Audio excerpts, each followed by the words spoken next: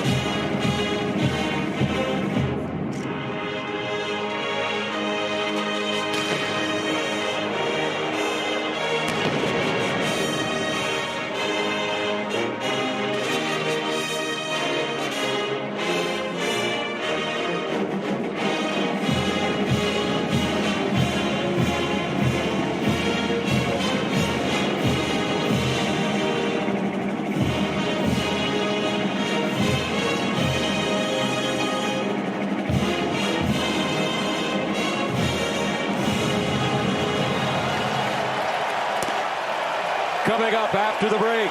Team introductions and the coin toss.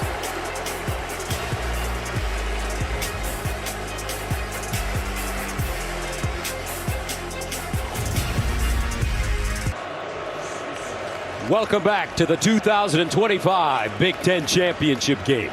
Time now to introduce the teams competing for today's Big Ten Championship. Entering tonight's game with a perfect 12-0 record and making their 7th championship game appearance, the #1 team in the country, the world-famous Ohio State Buckeyes. Ohio State's incredible season has them in pursuit of another national championship. Set the tone early. Week after week, they've answered every challenge. The reigning national champions remain undefeated. They exercise the demons. 3, 1, 2, 3. The offense is dynamic, a well-balanced attack of power and precision, led by their Heisman candidate quarterback. Julian Sayin Fires! Touchdown Buckeye! The defense is dominant, playing at a historic level, suffocating opponents and taking over games. And here it comes! Under pressure, hit! Combined, they have formed an undefeated juggernaut. A program built on toughness, discipline, and brotherhood. A team dreaming of being the first repeat national champion in school history. These are the Ohio State Buckeyes. Please welcome the defending national champion, the Ohio State Buckeyes.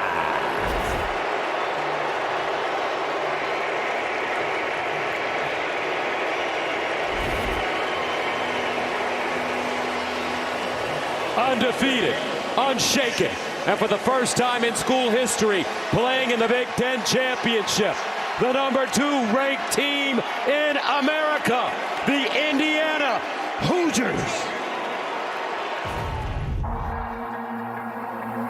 They've climbed from the shadows of doubt and emerged as one of the elites. That team right there is capable of playing with anybody in the nation. They're a force to be reckoned with. The Hoosiers are undefeated, ranked #2 in the country, with an explosive offense on the ground and through the air.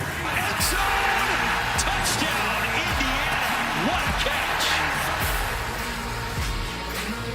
Led by Heisman Trophy candidate Fernando Mendoza. Touchdown! Wow! Unbelievable! Give him the Heisman Trophy now! A gritty defense that's relentless and suffocating. They come at you in waves. The time is now to level up, to make history, and bring a Big Ten crown to Bloomington. Oh my goodness! Wow! These are your Indiana Hoosiers. Hoosier Nation, make some noise for your Indiana Hoosiers.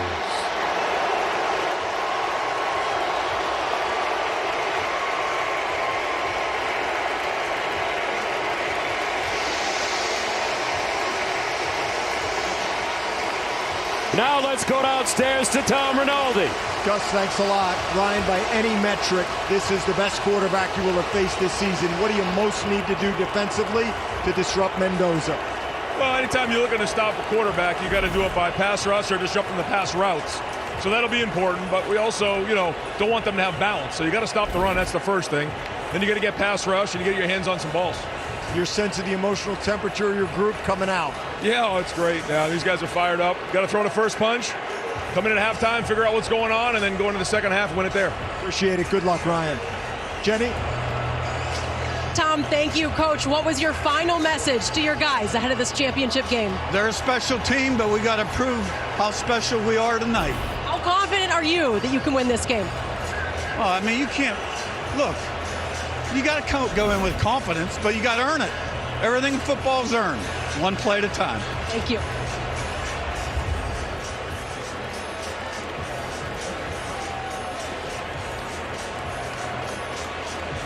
Now let's go downstairs for the coin toss. Captains come in and greet each other.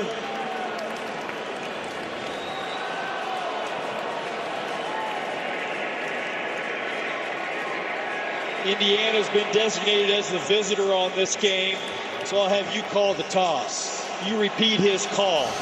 This will be the coin tonight. Both helmets for Indiana and Ohio State is heads. The Big Ten logo is tails.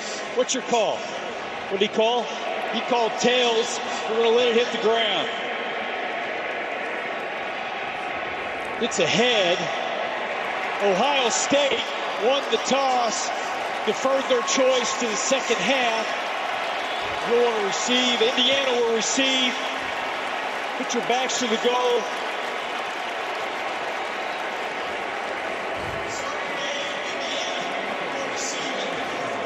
Time for today's game countdown, sponsored by Progressive. We'll have the kickoff of the 2025 Big Ten Championship on the other side of the break. Of the Big Ten Conference. You can chart this moment on a map if you want. Draw a line from Columbus to Bloomington. Two programs that appear to be reflections of each other. Scarlet, Crimson, 1, 2, 12, and O. But that's too short a drive for too big a story. See, this is an American epic. Big versus small. Champion versus challenger. There's something to prove every time we step on the field. Pressure is a privilege. Down one road, the center of the college football universe. A program carved in stone. The standard is excellence here, winning championships. Down the other, we've risen to a level that no one thought IU football could reach. A legacy built in a different church. That is, until he stepped on campus.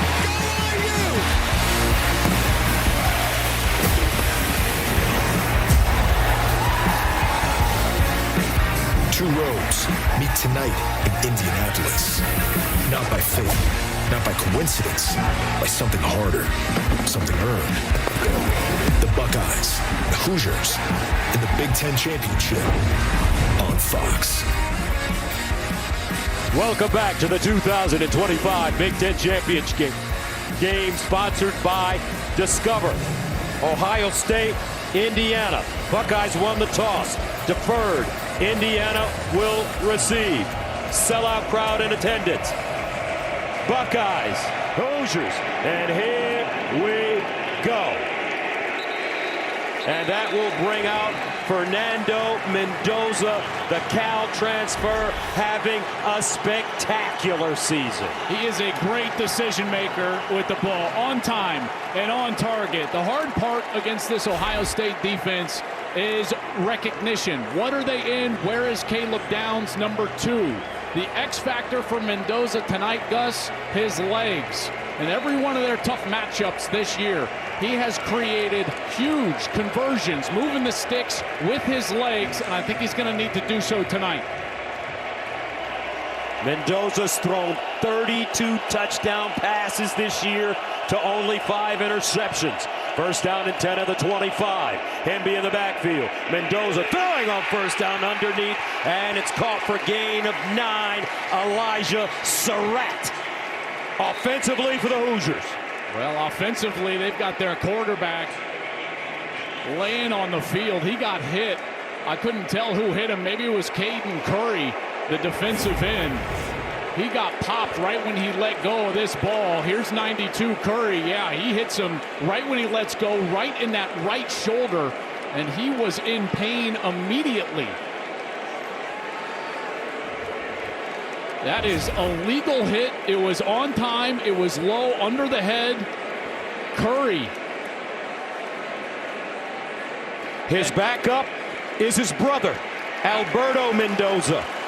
And Alberto has played in several games because of all the leads that Indiana has been able to have this season long, but certainly no time on the field in a situation like this one in a Big Ten championship game. Here he comes outside of the pocket. Watch Curry right here. Totally legal hit. Hits him under the strike zone. and right in that right shoulder. Man, he just drilled him. This Ohio State defense is so physical. They played physical last week. And good thing for IU, Mendoza up and jogging off the field. I tell you what, every single Indiana fan in this building and around the country, heart in their throat right now with the Heisman Trophy candidate laying on the ground, and now his brother jogs on the field. Alberto, what does this do to your play calling? Do you expect a run here if you're Ohio State? Makes it 2nd down and 1. Alberto Mendoza in for his big brother. He'll hand it off, and this is Hemby leaning forward looking for that 1st down. And I think he did get that ball to the 35-yard line, and here we go, 15 back on the field. Listen to this crowd. The one thing they'll tell you about Fernando Mendoza, he's taken some shots this year, and he is as tough as they come. Yeah, he's got courage in the pocket. He is courageous in there, and he's made some huge throws, taking contact right to the chest. Big throws against Oregon, Iowa, Penn State down the stretch, and here he is, loosening up that right arm that he just got hit. 1st down and 10 at the 35. And they'll run it straight ahead with Hemby. That's a gain of 3. Let's take a look now at the Indiana offense. Drew Evans, their left guard, back in the lineup. He's missed several games, so he's back in there. That's good for Indiana. Pat Coogan's got a huge matchup against Caden McDonald in the interior. On the outside, it's about Elijah Surratt and Omar Cooper. These two guys are elite, but make no mistake about it, Indiana wants to run the football and establish that run. Roman Hemby in the backfield. They'll give it to Hemby again, running right this time with the lane as he crosses the line of scrimmage and is gobbled up by Sonny Styles defensively for the Ohio State Buckeyes. This is simply the best unit in all of college football. They're going to have 4 first-round draft picks right down the middle of this defense. Caden McDonald up front, the nose tackle. He's excellent. Arvell Reese, number 8. He might be the top player in the NFL draft next spring. And there's Caleb Downs, the brains of this operation, maybe the smartest player on the field at any time. Number 2 plays all over the place, and he is as disruptive as any safety in America. 3rd down and 4 at the 41. Mendoza to throw it with time. Bounces out. Mendoza wants to run it. Dumps it down. Nice play. Improvisation. Charlie Becker with the catch. His 21st of the season. A gain of 10 yards. Mendoza is sneaky athletic, and here he gets himself out of the pocket going to the left. And Arvell Reese is trying to track him down, and there's Lorenzo Styles, number 3, who has to come up and defend the quarterback run. And Mendoza, very alert, just dumps it right over the top for Charlie B. And Becker, how about the big catches he's made down the stretch of this season? Charlie B. from Nashville, Tennessee. 1st and 10 at the 49. Mendoza with time, goes deep, has a man, and incomplete. Intended for Omar Cooper. Defensively, Lorenzo Styles Jr. in coverage. And Lorenzo Styles was in man-to-man. Cooper likes to line up in the slot. Here's the coverage down the field, and he has a chance at this ball, just a hair underthrown. You see Styles just getting right in between his arms, and Cooper can't come up with it. Tell you, these defensive backs for Ohio State, they have been terrific defending those deep passes all year long. 2nd and 10 at the 49. Ground attack, this time Black. And the big question, can Indiana run the ball on this Ohio State defense? This offense is predicated on establishing the run game early. And everything comes off of that because they're so good in the RPO, the run-pass option. Mendoza makes great decisions, but they've got to establish the run. And here in a long 3rd down, Gus, probably not the spot for a run unless they feel like they're in 4-down territory across the 50. 3rd down and 7 at the 46. Opening series for Indiana. Mendoza to let it fly. Steps up in the pocket, in trouble, and goes down. Guess who? Caden Curry again. his 10th sack of the season to lead the Buckeyes. And he's from, guess where? Greenwood, Indiana. I tell you what, a start for Caden Curry in this game. He's just going to beat the right tackle right around the edge. That's Zin Maholski, the Ohio State transfer, didn't want to hold. Curry is so explosive here in his first year as a starter, and he has been so productive for Ohio State. Like you said, now 10 sacks on the year. Mitch McCarthy to punt it away. Brandon Innes is the deep man for the Buckeyes. And he's got it at the 11-yard line. And that will bring out a young phenom, Julian Sayin from Carlsbad, California, will come onto the field after this. Some hard hitting going on early. Buckeyes with the football for the first time in a moment. The Big Ten Championship on Fox is sponsored by Discover. It pays to discover.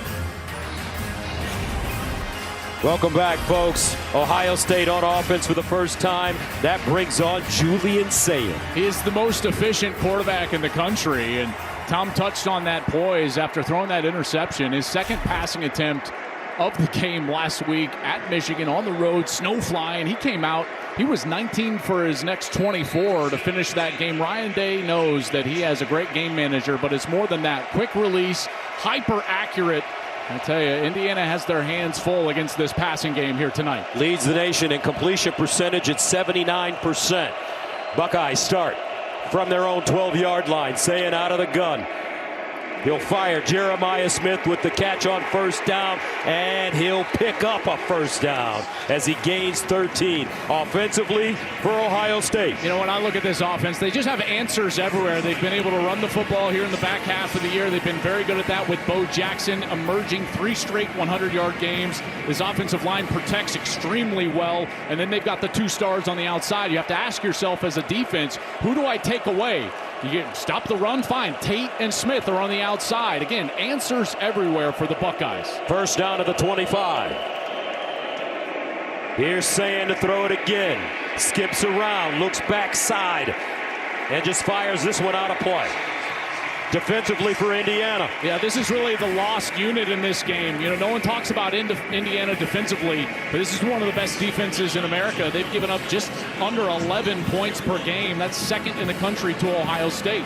They've got first-team all-conference players at each level. Tyreek Tucker up front, Aiden Fisher, the brain of the operation at middle linebacker, D'Angelo Pons, number 5, one of the great corners in college football and in the Big Ten, and he's going to have a heck of a matchup against his former high school teammate, Jeremiah Smith. On second down, they give it to Bo Jackson, and the freshman sensation will pick up positive yardage. Lewis Moore and D'Angelo Pons combining on the 4-yard gain. When you get to third down, Ohio State will know that you've got to beat zone defense. Indiana runs more zone coverage than anybody in America, and they are technicians. Carnell Tate, number 17, as good as anybody against zone, and in particular when they get in a bunch set like this up at the top, watch for them to clear out, get number 17 right at the sticks to hook up for a first down. They love to run. Third down and 6 at the 29. C.J. Donaldson in the backfield at running back.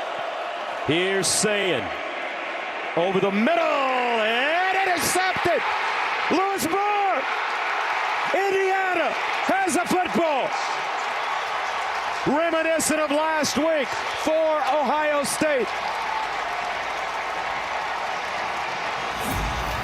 Well, I think he's fooled here. He thinks that this is a half safety over Smith, but Lewis Moore actually goes to his left, and then he's able to drop down on this right. Brandon Innes trying to get that first down, and Lewis Moore now his 6th interception on the year. He has been outstanding. His eyes were in the backfield the whole time. Gets a little bit of a tip as he defends the ball, and it bounces right to him. And now Indiana, great field position inside the 25-yard line.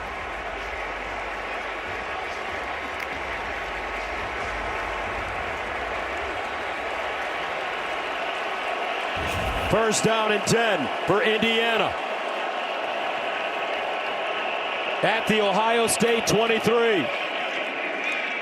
Black runs into a pile led by Sonny Styles. They give him 1. Well, they're trying to establish this run game, but it is very difficult against this stout defensive front. And that run defense is led by Caden McDonald, number 98. They've got those fast linebackers behind them, Sonny Styles and Arvell Reese. But big 98, he is 326 pounds, and the key, the anchor to the run defense. He lines up generally right over the center. Pat Coogan transferred in from Notre Dame. He's got his hands full. 2nd down and 9 at the 22. Mendoza sideline throw on the money to Surratt. Elijah Surratt came into this game with 48 catches for 650 yards. He's missed games because of a hamstring this year. Gain of 11 on this play. He is an elite wide receiver out on the outside, and what they do better than anybody else in the country is throw those underneath routes, an out route, a back shoulder fade, and when you get down here between the 20 and 10-yard line, you always got to be aware of these slot fades. Watch out for Elijah Surratt here trying to get himself to the corner. 1st down and 10 at the 11. Here's Mendoza rolling out of the pocket, and he'll throw it away.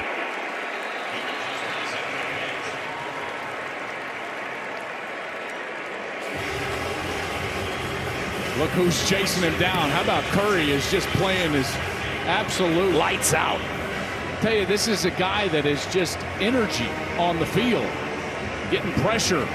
Like you said, Gus, playing just about 20 minutes away from where he grew up. A little homecoming for Curry, and he's making his name known here in Indianapolis. Indiana offered him a scholarship. He chose to head to Columbus. 2nd and 10 at the 11. Here's the running game with Hemby and Ohio State ready for it. No gain on the play. And these running backs are mirror images of each other. Hemby and Black, about the same size, same running style. It's going to be rough for him, though, today. And Curt Cignetti knows it. Yeah, it will. And this red zone defense is such a key for both of these teams, but certainly Ohio State. After the interception last week against Michigan, they held Michigan to a field goal, trying to get off the field here on 3rd down and force a field goal opportunity for Indiana. 3rd down and 10 at the 11. Mendoza looking underneath, deflected, incomplete.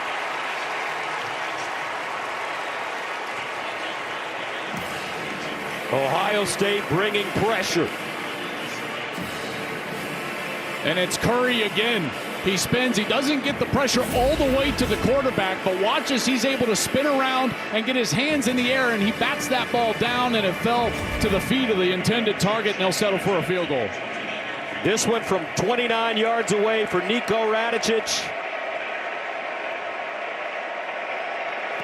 Got it up and good. Indiana on the board first. The Hoosiers capitalize on the turnover. Lewis Moore picked it off. Radicic punches it through. 3-0 Hoosiers. Challenge. Download the Fox Sports app right now and enter for free for a shot to win your share of 5,000 big ones in cash prizes. See the Fox Sports app for details. 3-zip. Indiana strikes first after the interception. Settling for the field goal. Julian saying this is reminiscent of what happened last week. Sure is. Now, he bounced back last week, but you know, I would venture to say this defense that he's facing today is a better defense. And this one caught by Ennis. Let's check in with Tom. Gus, you can call it deja vu. Last week it was the 2nd passing attempt at Michigan that got picked. This week the 3rd. We told you about how he responded without panic or emotion a week ago. Same exact scene played out on the bench. Picked up the tablet, reviewed the pictures, put on the headset, talked to the coaches upstairs, and then was the first player off the bench to congratulate the defense for getting the hold to keep them to a field goal. Didn't see any overt reaction from the freshman. We'll have to see if he responds the way he did a week ago in the snow and the cold. Guys? All right, thank you very much, Tom. 1st and 10 of the 25 now for Sayin and the Buckeyes. Play fake. Sideline throw. Jeremiah Smith out of bounds. He'll pick up 6, maybe 7 yards on the play in front of his high school teammate, D'Angelo Pons. That's a great matchup to watch. Yeah, it really is. And these two guys have been going at it for a long time. They were high school teammates for a year. The hard part for Pons, who's just an incredible player. He's only 5'9", 173 pounds, though, so he's given up 6 inches and 50 pounds to Jeremiah Smith, who's 6'3", 223. 2nd and 3. Sayin in trouble. Dances out of the pocket, throws on the move, and out of bounds. The catch is made by Carnell Tate, and it looks like he has the first down. And one of the things this defensive front does such a good job of is create pressure, and they're very elusive, tough to block. And here's Shabola, the right guard, 77. He gets an inside move by Stephen Daly, and Daly was right in the face of Julian Sayin, who had to get out of the pocket and find his wide receiver, Tate, who catches it for a first down. First down from the 37. Jackson, the single setback. Sayin steps into his throw over the middle, caught Jeremiah Smith. That's another first down. So the game plan looks pretty simple so far, Joel, for Ohio State. Keep Jeremiah's hands full. Yeah, why not, right? Because number 4 is a great player. Watch, he slips. It's like he's on ice skates, and he's still able to find his feet and get back to the football. Sayin trusts him enough there. He gives him the ball, and it's another first down for Ohio State. Smith came into this game with 72 catches for 942 yards and 11 touchdowns receiving. First down at midfield.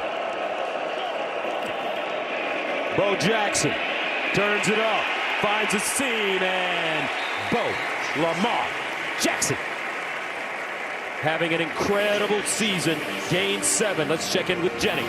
Well, we love the dynamic between D'Angelo Pons and Jeremiah Smith. I was with Pons earlier this week, and of course he talked to me about those high school days, and he said, yeah, I might be a bit smaller than Jeremiah, but I always knew I could compete because of what I did in high school. The two are close. They actually trained a little bit together this summer. I asked him if he'd reach out to Jeremiah this week. He said, absolutely not. We'll talk after this one. Meanwhile, the Indiana defense comes up with a tackle for a loss of 2 yards. That'll make it 3rd down and 5 at the 46 for Ohio State. Big opportunity here for Indiana to get off the field.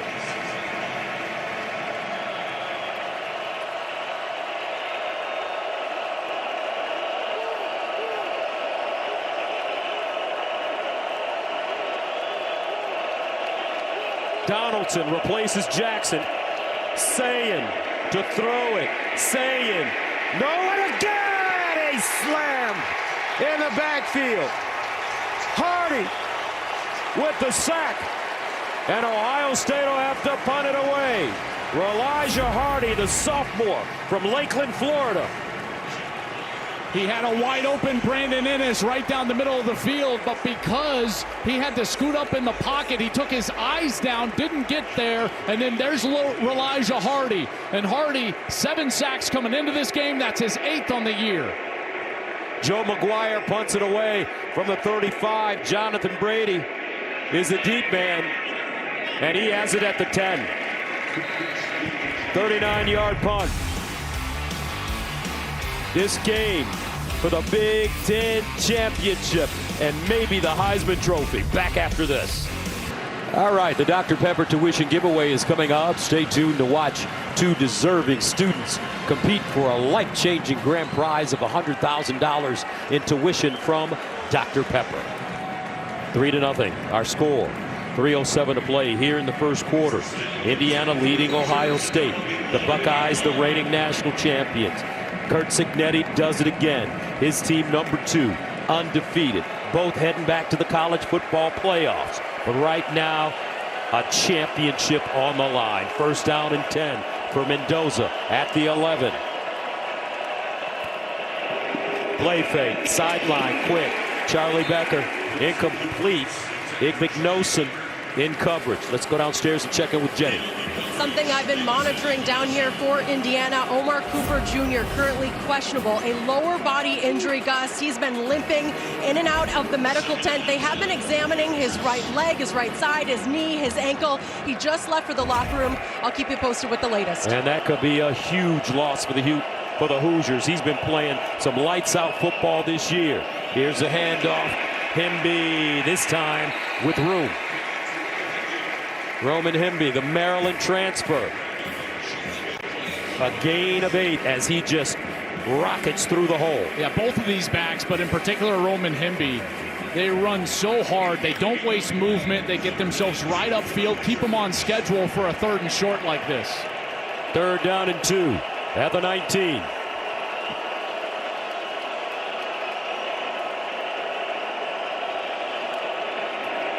Mendoza, quarterback run, and he'll pick up the 1st down and more. And that's one of the aspects of Mendoza's game that makes him dangerous. That really is, and what they need is you always have to have a good block from your running back. And watch Roman Hemby. He's going to come up and just get enough of Sonny Styles and allows Mendoza to get over to that left side and get the line to gain. But that's something that they have all year long. When they need one of those 3rd and shorts, it's a zone read or it's a quarterback draw. But Mendoza, he is sneaky athletic. And like I said at the beginning of the game, his legs were going to be a factor. He's rushed for 243 yards this season and 6 rushing touchdowns. On 1st down, intercepted Igbenogson. Sonny Styles make that Lorenzo Styles blew up the play. And Igbenogson has his 2nd interception in 2 weeks. Well, watch Lorenzo Styles, number 3. He reads it perfectly. He goes in there, he makes contact, and Igbenogson is there off of the tip. Both quarterbacks now throwing interceptions, providing short fields for their offense. Buckeyes on the field when we come back.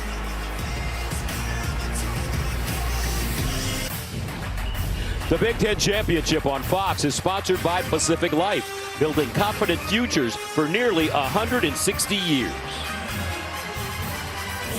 Welcome back to Indianapolis. Curt Cignetti wanted a defensive pass interference on that last play because Lorenzo Styles definitely contacted Surratt before the ball arrived. But here's the thing. When you're behind the line of scrimmage, it doesn't count. You can contact the intended receiver before the ball arrives. So heads up play from Lorenzo Styles.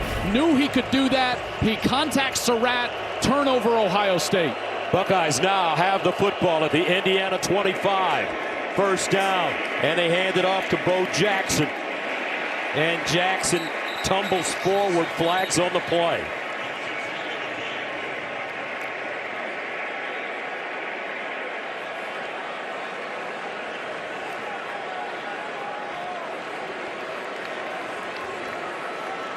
Personal foul, face mask, defense number 97, pass the distance to the goal, 1st down. That's Mario Landino, the sophomore from Pennsylvania. So here's the ump cam. This is the official that actually threw the flag, and Landino is right in the middle of your screen, and you can see he reaches back with the right hand and just gets enough of Bo Jackson's face mask, and that's when the flag comes out. He was working against Will Kazmarek, the tight end number 89. Gus, watching the film last week of Ohio State's win over Michigan, Will Kazmarek, number 89, was a devastating blocker. Had one of the great games I've ever seen from a tight end blocking, and again right there with the block on Landino. 1st down and goal at the 8 for Ohio State. Out of the offset eye. Jackson. And Jackson is taken down. Jeff Utzinger lassos him, but there's another flag.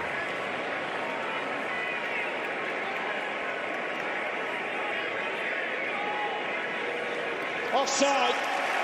Defense number 8 lined up in the neutral zone. 5-yard penalty, 1st down. There's Stephen Daly, the defensive end, closest to the official who calls that penalty, and just lined up clearly with his helmet over the ball in the neutral zone. There you see the flag come out as Ohio State is trying to establish this run game like they did a week ago.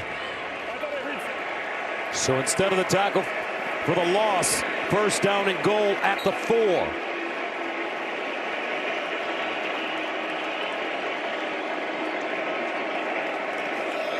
Sayin looking, throws it up high and out of bounds. That's great coverage by Pons. That is great coverage. They're trying to get the one-on-one on the outside. There's not many corners in America that want that responsibility, but you know number 5 does. There's the man-to-man that we've got going out on the edge, and you can see Pons knows he wants to get to the corner and just doesn't allow it. When I talk with Brian Haynes, the defensive coordinator, he says D'Angelo Pons is one of the smartest players he's ever had, and he reads the split of the wide receiver, how wide they're split out there, and he understands the route that they want to run before they run it.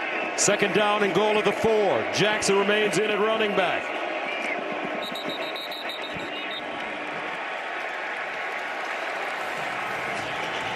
False start. Offense number 25. 5-yard penalty. Second down. You know, if you wanted to point to one weakness that this Ohio State team has, it's offensively the red zone. Trying to convert these possessions into touchdowns. They were turned away last year against Indiana in the red zone on a possession. They were turned away last week, had to settle for a field goal. They had 6 snaps inside of the 5-yard line on that possession against Michigan. And here backing up against the Hoosiers. 3 flags in the last 4 plays. Second down and goal now at the 9 for Ohio State.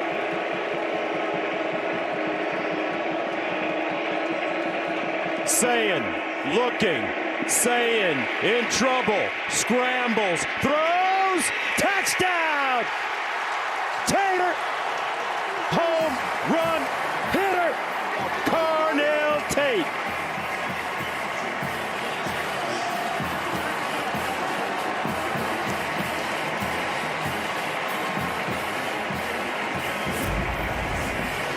Well, it really starts with protection here with Julian Sayin. He gets all the time in the world, and you're going to see from the left side of your screen, Carnell Tate, inner right there. And as Sayin escapes the pocket, now Tate is wide open. And Sayin finds him for an easy touchdown, and Ohio State is able to convert the turnover into points. Jaden Fielding in for the extra point. And it's good. 7-3. Buckeyes respond. Carnell Tate, just a spectacular player. His 9th receiving touchdown of the season. They initially wanted to double team both Smith and Tate on that play. But because it was extended by Sayin, getting himself outside of the pocket, Tate was able to go all the way across the field. One of the things that I love watching tape on Carnell Tate is his awareness of space and situation. He thought he was open initially, but he knew as Sayin left the pocket, in particular to his right, to keep going. He got to the back of the end zone. It's a perfect scramble rule from the wide receiver, and he's wide open for the touchdown. What a sensational player Carnell Tate is. Tate has missed time this season because of injury, undisclosed. Came back last week against Michigan. Had a big-time touchdown in that one. And right now he gives Ohio State the lead. And this one kicked out of the end zone. Tomorrow, Joe Burrow and the Bengals take on Josh Allen and the Bills, or other regional action. Then in America's Game of the Week, Caleb Williams leads the Bears in a pivotal NFC North showdown against Jordan Love and the Packers, or Rams Cardinals. Check local listings for the games in your area only on FOX. So how do the Hoosiers respond?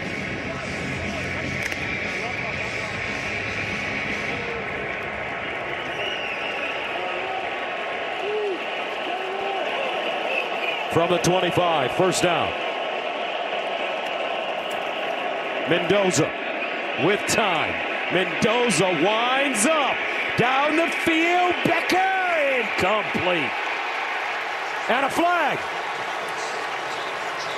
Lorenzo Styles in coverage.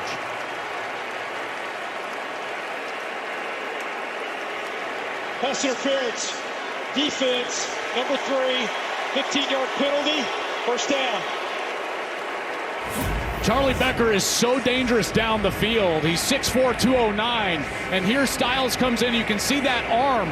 And he's just getting too much contact, not allowing Becker to go back up and receive that ball. There's the restriction right there. That was right in front of the far official, the one who threw the flag. And it's 15 free yards for Indiana.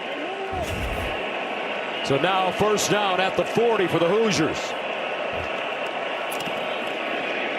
Black turns it up. Nice cut. Black high stepping. Black out of bounds. Indiana toting the rock. Gain of 37. This is exactly the way that Michigan attacked in the run game against Ohio State. Tight end into the short side of the field, pulling extra linemen over that direction. And Ohio State was hurt by a couple of long runs early in that game. Indiana gets right back to it. What they see on film, they're able to get Drew Evans with an excellent block in there, number 62. Time winding down in the first quarter. And they get it off. Black again. And maybe a yard. Sonny Styles. But that takes us to the end of the first quarter, and what an interesting first quarter it was. 7-3 Buckeyes. Hoosiers with the ball, driving.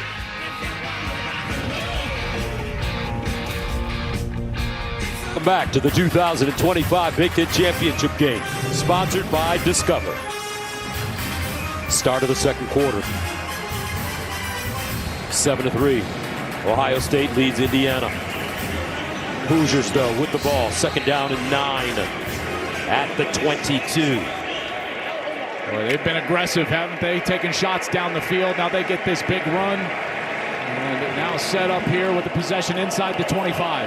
Hemby in the backfield. They give it to him with a lane. And Hemby gains about 3 yards as he popped it through. Caden Curry, who's been all over the field here in the first quarter. Now the second quarter. He has turned into just a sensational player. Remember, they lost all 4 of their defensive linemen from a year ago, lost their defensive coordinator. Matt Patricia comes in here as the play caller on defense, and all these new faces for the defensive line for Ohio State. They have been terrific all season long. Third down and 6 at the 19. Surratt, he's the go-to guy on the back shoulder. Mendoza looks that way, in trouble, scrambling. Mendoza goes down behind the line of scrimmage. Kenyatta Jackson Jr. 6.5 sacks now on the season, a loss of 2. That's just great coverage from Ohio State. And now twice Indiana has had the ball down inside the 25-yard line, and Ohio State has turned him away. He's got his eyes over to the left. Surratt can't come open. There's double coverage over on Charlie Becker. On the other side, look at the great coverage on this side. That's where he wanted to go first, Nowakowski. Surratt's getting locked up by Igbinosun, and they've got to settle for another field goal. So Radicic, the kicker of the year in the Big Ten Conference, 14 of 14 on the season. He's been good from 29, this one from 40, and he missed it. First miss of the year. The score remains 7-3.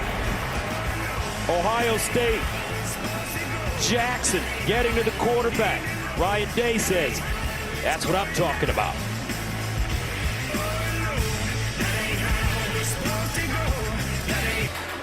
Pacific Life game summary sponsored by Pacific Life, building confident futures. For nearly 160 years, both quarterbacks have thrown an interception here, but Ohio State is the offense that was able to capitalize. They put it in the end zone. Indiana had to settle for a field goal, and then Radicic, who was the Big Ten kicker of the year, just had an attempt that just missed to the left, and we have a 7-3 ball game here in Indianapolis. First down to the 22 for Ohio State. Isaiah West checks in the game at running back. He'll go straight ahead. The freshman from Philadelphia, Hardy, stands him up after he gains 3. Now, one of the things that Indiana loves to do, in particular on first down, is they give you this too high shell, but then they allow Pons to be single covered, and they move this direction. And it's that style of disguise that has given Julian Sayin a bit of trouble here tonight. They play heavy zone coverage, almost exclusively zone. And there's been several times where Sayin has held the football, not necessarily understanding where they're rolling to in coverage. 2nd and 6 at the 26. Sayin on the play fake. Sayin down the field. Smith! Jeremiah! At the 20 and chopped down Jeremiah Smith. 51 yards, but a flag. And the flags are back in the backfield. The Ohio State offensive linemen staying back there. And now they're jogging down the field. This one might be Indiana. Illegal helmet contact, hands to the face. Defense, number 6. Half the distance to the goal, first down. That's Kamara. Kamara, there's that hand way up in the face. That's a good call. Luke Montgomery, number 51. He puts his hands up. Here's the route. One-on-one, man. This is just tough. Look at the head of steam that Jeremiah Smith had. Again, he's got 50 pounds on Pons. He runs right through him. Sayin just a touch underthrown, but a big pass down the field to the best wide receiver in college football, Ryan Day, loving it. Smith already 4 catches for 84 yards. That one for 52. 1st and 10 at the 11. Jackson, the deep man in the I formation. They give it to him. And he'll lower his head. Stopped by Hardy. 2-yard pickup. Yeah, these red zone possessions are so important. Ohio State capitalized the last time they were down here, and we've seen Indiana have a couple of possessions where they're in the scoring territory, have to settle for field goals here. You cannot settle for field goals. Curt Cignetti knows that. Ryan Day knows that. This offense is going to have to find the matchup that is most advantageous for them. Right now, Smith, top of your screen, does not look like they have help over there for Jamari Sharp, the corner, number 22. And Tate is at the bottom of your screen. 2nd and 8. The handoff to Jackson. And Jackson held up. Nicely done. As Farrell, the safety, comes up and brings him down.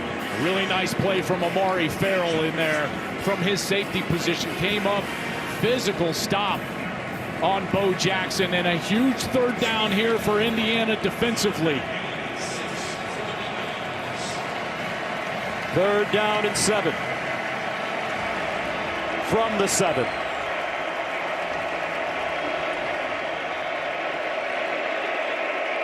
Max Clare, the tight end in the slot, near side. Sayin rolls out in that direction and is dragged down from behind by Isaiah Jones.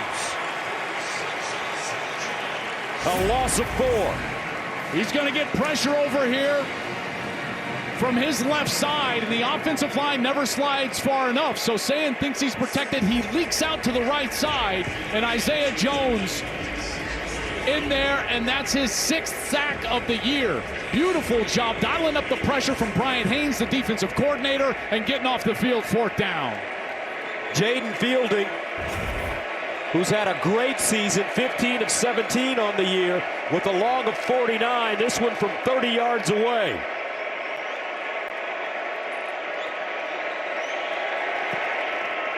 And it's good. 10-3 Ohio State. 10:08 to play, 2nd quarter. Back to the Big Ten Championship game right after this.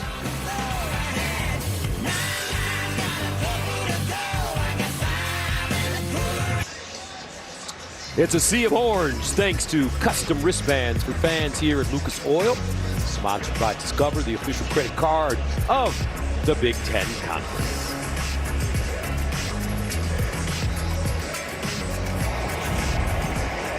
Ten to 3, Ohio State. 10:08 to play, 2nd quarter. Indiana will get an opportunity to respond. They hold the Buckeyes to a field goal. That was a giant stop. You keep it to a 1-possession game. You gain some confidence defensively after the big play to Jeremiah Smith and give the ball back to that man, Fernando Mendoza, in this IU offense. What's going through his mind right now, Joel? Well, You know, I think the loss of Omar Cooper is really big deal for this Indiana team. All right, let's go downstairs and check it with Tom.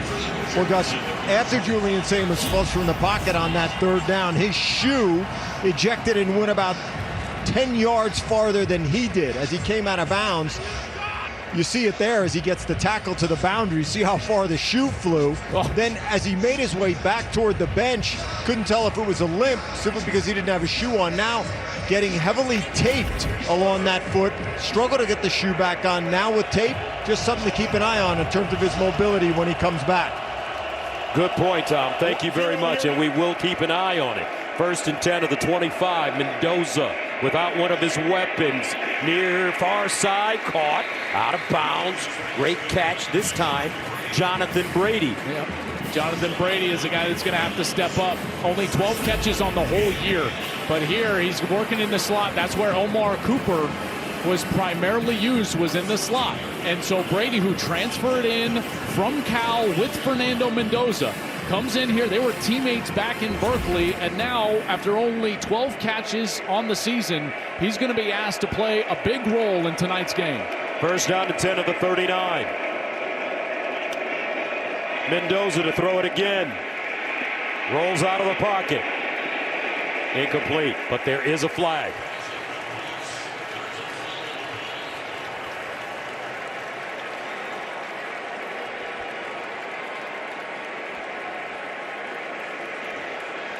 Holding, offense, number 74, 10-yard penalty, 1st down.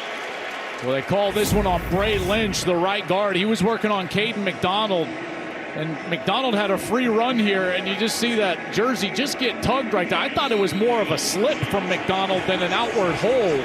The Indiana fans reacting here do not like the call. Right guard Bray Lynch, he's been rotating a little bit. Drew Evans comes back. Johnny, number 72, into the ball game. 1st down and 20. Mendoza, delayed handoff. Hemby. And Roman Hemby.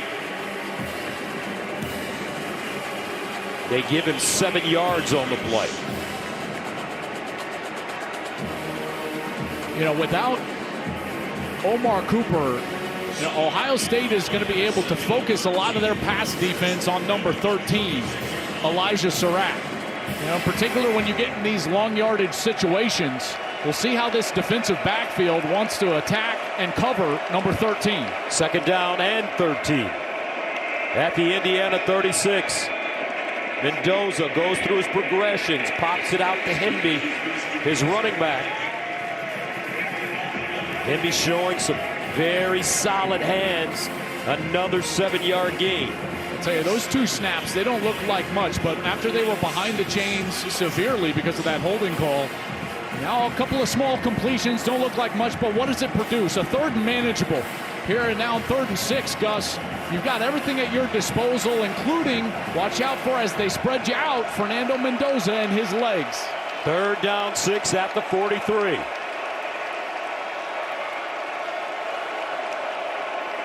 Mendoza sprints out, sets up, delivers, and caught on the sideline. That was a rocket gain of 11. Charlie B from Nashville, Tennessee. Yeah, this is a terrific route by Charlie Becker. He's working against Devin Sanchez, number 6, the true freshman. Look at him just gain some space right there. A little bit of a push off, but gains the space, and he's able to get that ball and then keep it away from the defender through contact, and a 1st down after the holding call.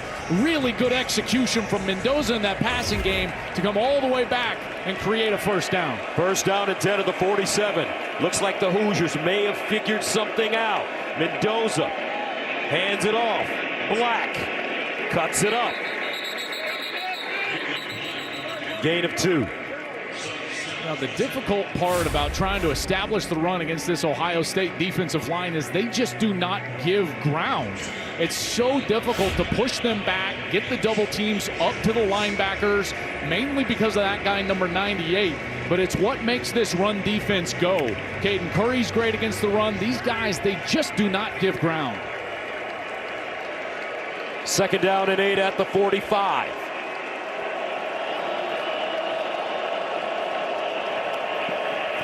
High snap, handle, far side throw, nicely done, Brady. Now remember, Omar Cooper's out. He's been a star for them. But Jonathan Brady, as you mentioned, he played with Mendoza at Cal. There's a familiarity. And that was just a run-pass option right there. Good decision by Mendoza. 3rd and 2. Mendoza to throw it again. Scrambles.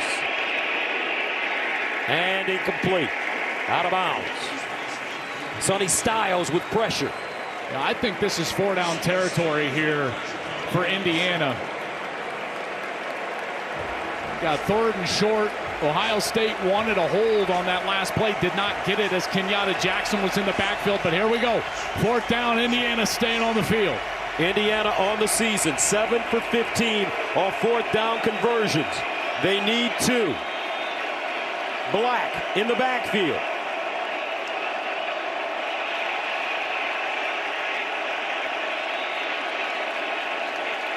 And a timeout called by the Hoosiers. Tried to draw him offside. Almost worked, but didn't. And Jackie Robinson Award presented by Discover recognizes Big Ten student athletes with a positive impact in their chosen sport and their community. Accompanied by Jackie's granddaughter, Sonia. Congratulations to the 2025 winners, Nenea Estrella of the University of Iowa and Dylan Fontes of the University of Maryland.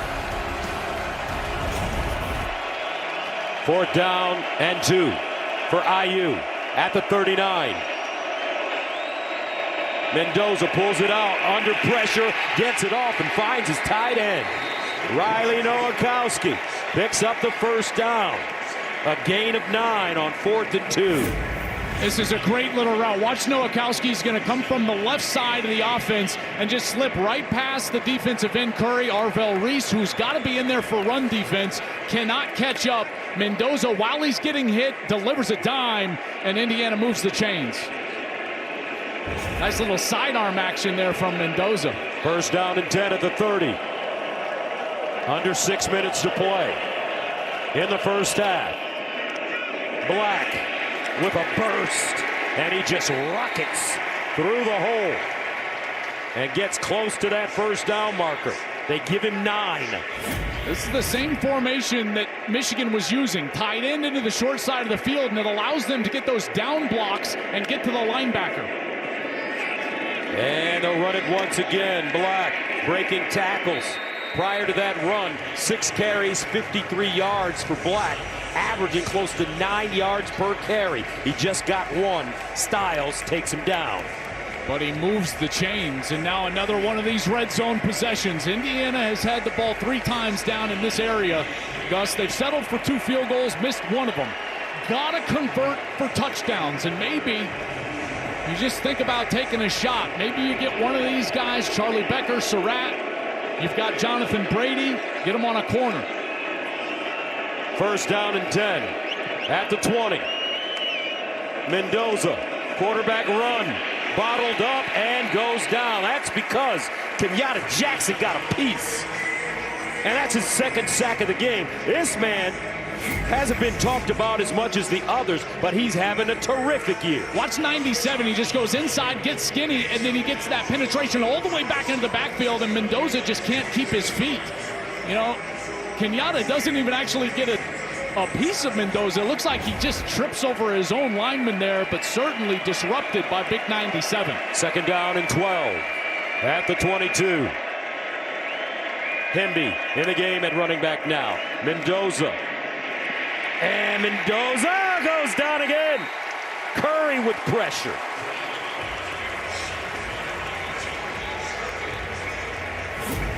Well, their normal right tackle, Khalil Benson, has been banged up over the last few weeks. So Zin Maholski, a backup, is out at right tackle, and Curry is getting after him. Maholski transferred to Indiana from Ohio State this last offseason. He started 1 game for the Buckeyes in his career there, and now Curry taking advantage of his former teammate.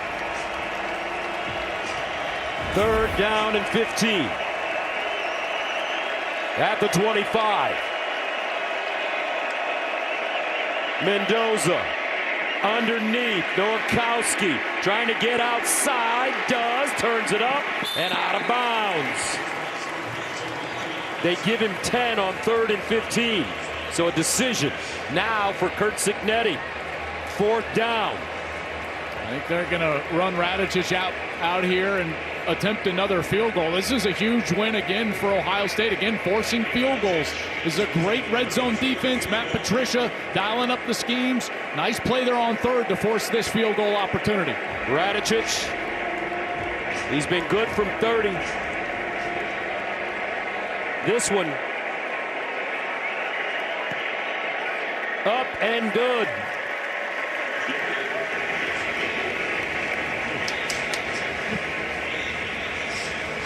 (10-6).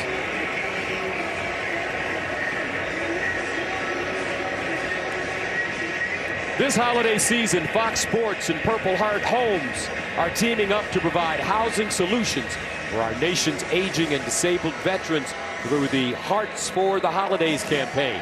To learn how you can help heal hearts, one home at a time, scan the QR code or visit go.fox/Purple Heart Homes.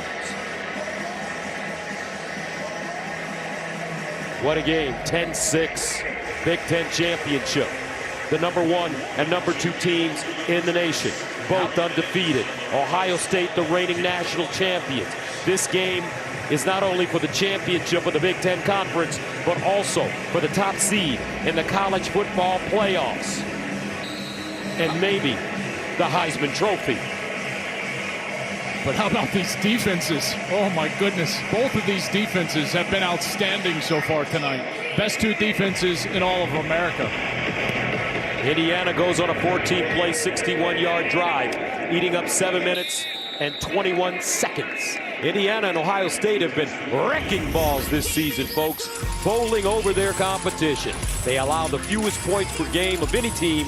They're both ranked in the top 3 of point differential, and they're the best in FBS on 3rd down conversion. There was so much to love about this matchup coming in. Obviously, the quarterbacks trying to compete for the Heisman Trophy, but it's been these defenses that have been outstanding here so far through the first 2 quarters. But this is a big opportunity for Ohio State. They received the second half kick. After halftime, a chance to double up here if they can get a score. First down from the 25, far side throw, nice catch. Carnell Tate. And Tatum with the first down. Gain of 11. Just don't know how you defend these 2 wide receivers. I know Ohio State wants to run the football, as they should, establish the run. But with the accuracy of Sayin and the ability of number 17, Carnell Tate, number 4, Jeremiah Smith, boy, it's tempting, in particular in a scenario like this, winding down towards 2 minutes, to really let these guys eat on the outside. First down at the 36. Indiana showing blitz. Now they back out of it. Sayin directing traffic.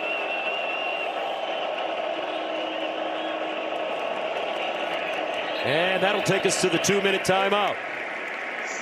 10-6 our score. Curt Cignetti, focused. Indiana, hopeful. Championship on Fox is sponsored by Progressive Insurance. Home and auto coverage you can count on. Left to return 15-7. It's 10-6 Buckeye. You coming up in the State Farm halftime. 17 themselves into the playoff race. Texas Tech, they won their first ever. And Alabama's surprising loss really shakes up the playoff conversation. Hey, Gus, do you believe in karma? I do. My name is Bennett, and I ain't in it. First and 10 at the 36 for the Buckeyes. Bo Jackson. And Bo Jackson hit hard. Elijah Hardy has been excellent. Gain of 4, though, for the freshman. Well, they don't have to move too quickly, but they're taking a lot of time here. 3 timeouts left, chance to double up, get a score. They were able to score late in that game against Michigan in that second half. They'll receive the second half kick, like I said, so a big series here, but taking a lot of time now. 30 seconds just for that one first down play over the left side. 2nd down and 6 at the 40.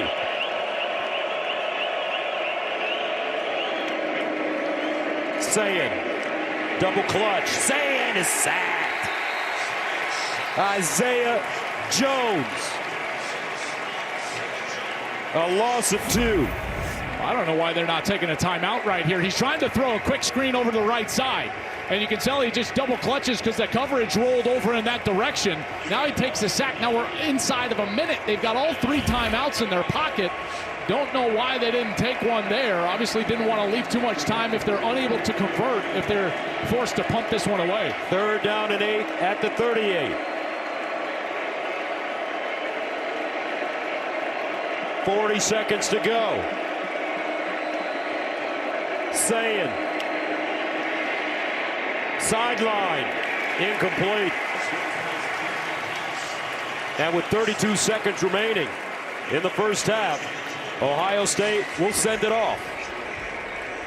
Well, I don't know why Indiana didn't take a timeout there with all of that, but before the 3rd down play, you could tell that Ryan Day was just going to play conservatively there, drain the clock, try to not leave too much for Indiana. I thought Curt Cignetti with 2 in his pocket could have taken one. They could have gotten the ball back with about 55 seconds left.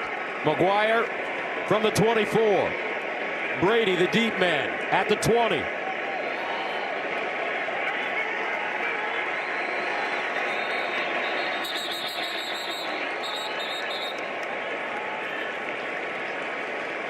Charge timeout, Ohio State, their first.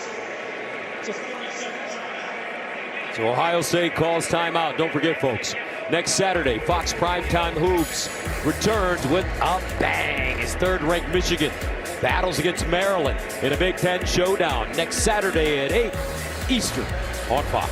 How about some of those big wins that Michigan basketball team had? My goodness. Oh, my gosh. I saw a game. They had 74 points in the first half. Unbelievable. That is Dusty May. Indiana will have just under 30 seconds and a couple timeouts. They do not have their long-range kicker, Brendan Frankie. He's been injured. Niko Radicic, their kicker, his longest attempt, that was really from 46, so they're going to have to drive this ball away. He's under 30 seconds. McGuire sends it away. Brady. And he has the fair catch inside the 15. 48-yard punt. Indiana, 2 timeouts left, 25 seconds to play in the first half. Now, here's what they have been able to do, though, this year. If you go back to the Oregon game, they got the ball in a similar situation right before the half against the Ducks on the road, and they were able to drive down quickly and get a late field goal before the half. They also drove the length of the field against Penn State. What they like to do is run seam routes with their interior wide receivers right down the middle and then dropouts on the outside near the sideline. And they'll hand it off. Hemby. And that should take us to the end of the first half. Your thoughts on what's transpired here, Joel? Really conservative coaching here in the last 2 minutes. I was ready for some fireworks from both of these guys, but each of them trusting their defense. Their defenses have been outstanding. Ryan Day takes it into the locker room, and Fernando Mendoza and this IU offense is going to have to find a way to convert these red zone possessions into touchdowns. Don't forget, after the break, join Rob Stone and the boys with the State Farm halftime show right here from Lucas Oil Stadium. Ohio State leading Indiana after the break.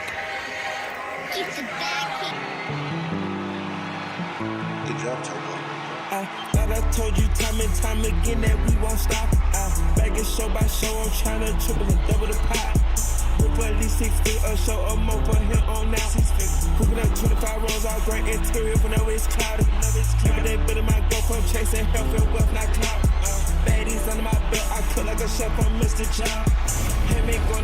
Welcome back to the 2025 Big Ten Championship game, sponsored by Discover. And what a game we have going on so far as we prepare for the second half. 10-6, number 1 versus number 2. Gus Johnson along with my QB, Joel Klatt. Indiana averages 44 points a game, second in the nation. Ohio State averages 37 points a game, 13th in the nation. It's 10-6. Yeah, that's right, because they're facing the 1 and 2 ranked defenses in the country. These defenses have been outstanding, haven't they? In particular, when their backs are against the wall in the red zone, that's really been the difference in the game so far. A couple of mistakes by the offenses. Lewis Moore, safety for Indiana, picks it off, but Ohio State held Indiana to a field goal. Then Fernando Mendoza returned the favor, a pick by Davison Igbinosun, but this time Ohio State was able to capitalize, put it in the end zone for that Carnell Tate touchdown. Kalon Black, beautiful run over the left side, set him up in scoring position, but a missed field goal for Indiana. And that's where we stand. You know, it was a big play down the field for Ohio State. Jeremiah Smith, 52 yards. Ohio State had to settle for a field goal. The defenses have been outstanding, and namely, and the guys touched on this at halftime, Indiana's defense on third down has been outstanding. They are 0-4, Ohio State, converting on third down, not one. And Julian Sayin is having some problems right now locating that defense. Now, Tom told us he was dealing with a little bit of a lower extremity. He's got that ankle taped up, but he has not been himself and not been in rhythm so far here tonight. Lowest scoring half of the season for Indiana. Ennis is the deep man. Quinn Ward will send it away. And Ennis with a solid return. Let's go downstairs to Jenny. Well, Indiana was fired up coming back out here, Gus. I pulled Coach Signetti aside. I said, short and sweet, Coach, how do you score touchdowns in the second half? In typical Sig fashion, he said, well, we got to score and cross that goal line first. He then got serious. I asked him about Fernando Mendoza. He said he was unaffected by that early hit, but we do have to continue to protect our quarterback. As for Omar Cooper Jr.'s status, he said, I simply don't know. I like what our defense is doing, but we need a huge stop right here. All right, Jenny, 1st and 10 of the 27 for the Buckeyes. Play fake. Sayin rolls out of the pocket. Dumps it down to his tight end. And this time, it's Kazmarek close to a first. Let's go downstairs to Tom.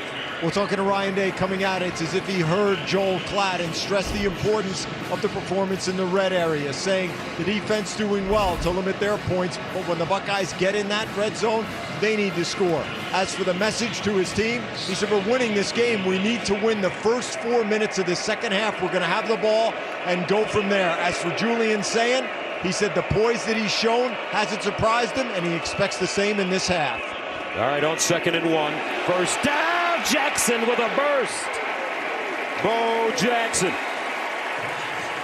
On 2nd and 1, he gains 20.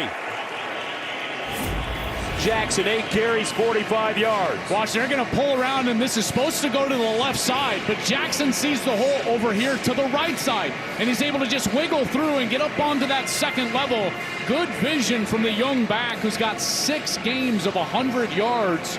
That's the most of any true freshman in the country. He has come on strong here in the back half of the season. The state of Ohio's top-ranked running back in his class and 4th in the nation. First down and 10 at the 44. Sayin sprints out, sets up, looks out, and he get him again. Woo! Mario Landino shot out of a cannon.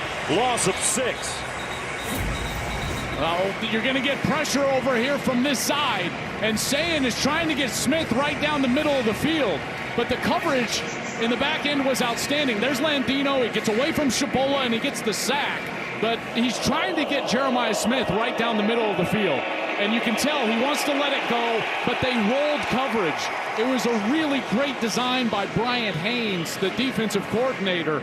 Those are those plays that Ohio State loves to run near the middle of the field. Take the shot down the field to Jeremiah Smith, but Indiana was ready. 4th sack of the game for the Hoosiers. 2nd down and 15. Sayin under pressure again. Whoa! He breaks away and somehow gets rid of it. Unbelievable pressure by Stephen Daly. How did he get away from that? I have no idea how he got away from that. Now are they saying that he was in the grasp? No way. They're saying that they're going to say the forward progress was stopped? I mean, he's spinning around. How in the world do you call that progress? So they give him the sack. Stephen Daly. That's a loss of 12 yards. Third down and forever. 27. Boy, you might want to just hand this one off, try to throw a screen, something short. This defense is licking their chops. I don't think the first third down conversion is going to happen here. Saying he does drop it off. Donaldson. And a timeout was called by the Hoosiers. What? On 3rd and 27. Charge timeout, Indiana, for prior to the snap. Their first 30-second timeout. Holy cow. Man, wild sequence here the last couple of plays. I want to go back to that forward progress call, though. Mike Pereira is with us, our rules analyst. Mike, ruling forward progress there as he's spinning around in the grass. What did you think about that call, making it this long third down? Yeah, I think when you have two players involved in that, you had one player with the grasp and then another player, you look at that for a player safety thing. But when you watch it, you want to give these athletes time to break away. So, it's a judgment call that he has to make. I'm like you. I wish he wouldn't have shut it down.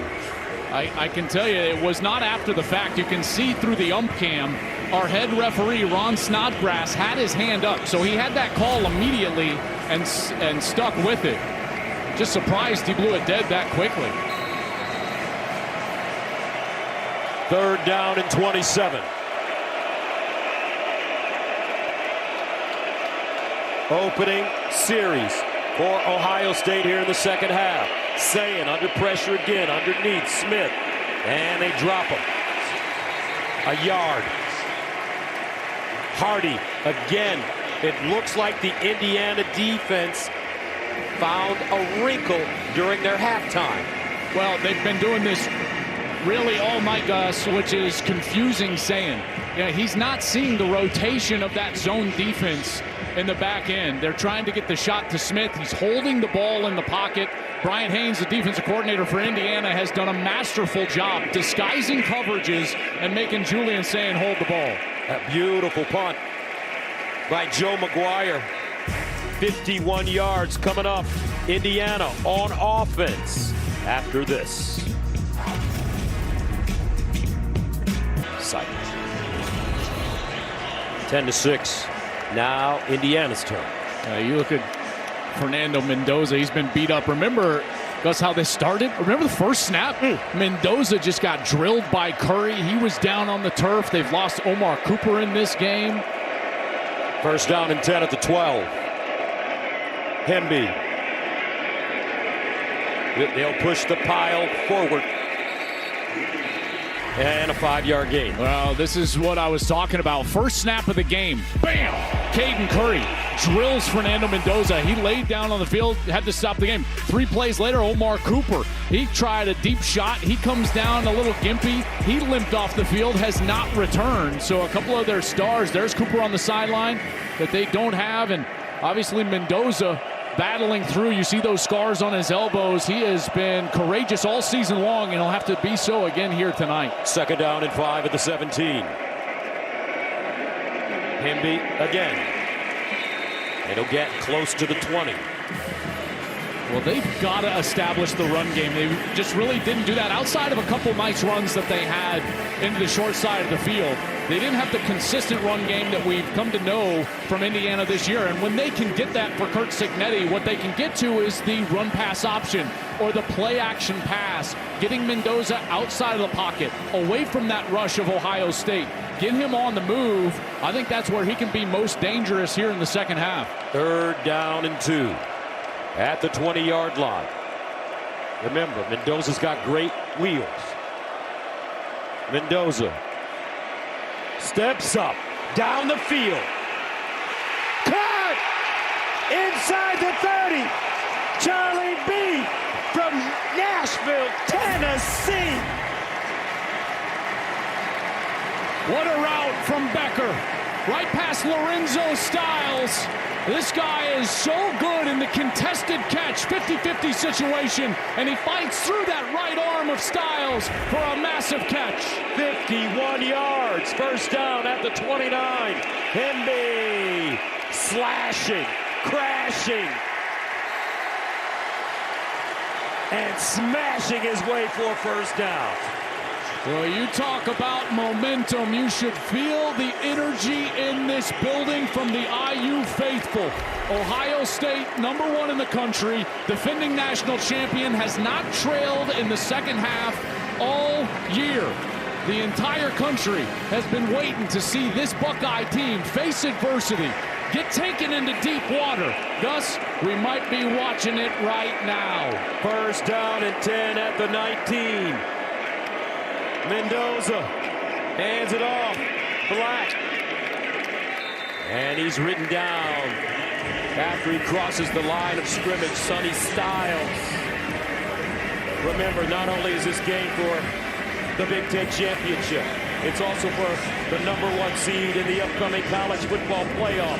It's also for the Heisman Trophy. Fernando Mendoza. Julian Sayin. Mano a mano. Second down and 8.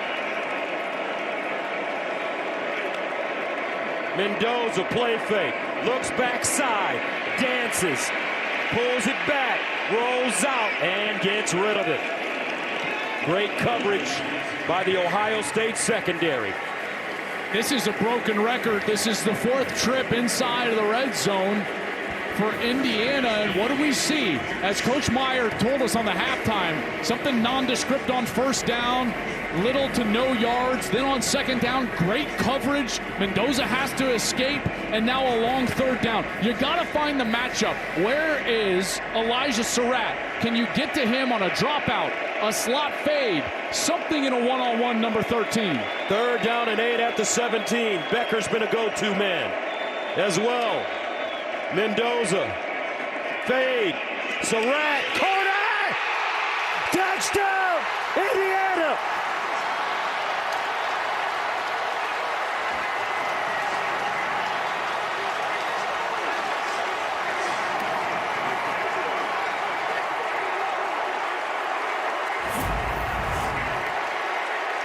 Well, here's Surratt, one-on-one with Jermaine Matthews, and he fights through the contact, and again, what do we see time and time again? It's the back shoulder, allowing Surratt to adjust back to that back shoulder. Nobody in America does it better than Indiana. Fernando Mendoza and Elijah Surratt for a touchdown. Extra point, and it's good. 7 plays, covering 88 yards. Indiana scores in 3 minutes and 30 seconds. Surratt, always open at Waffle House.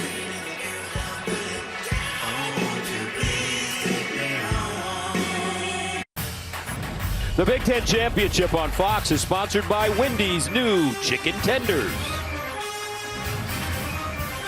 This is the first Big Ten Championship game between the first and second ranked teams in the country.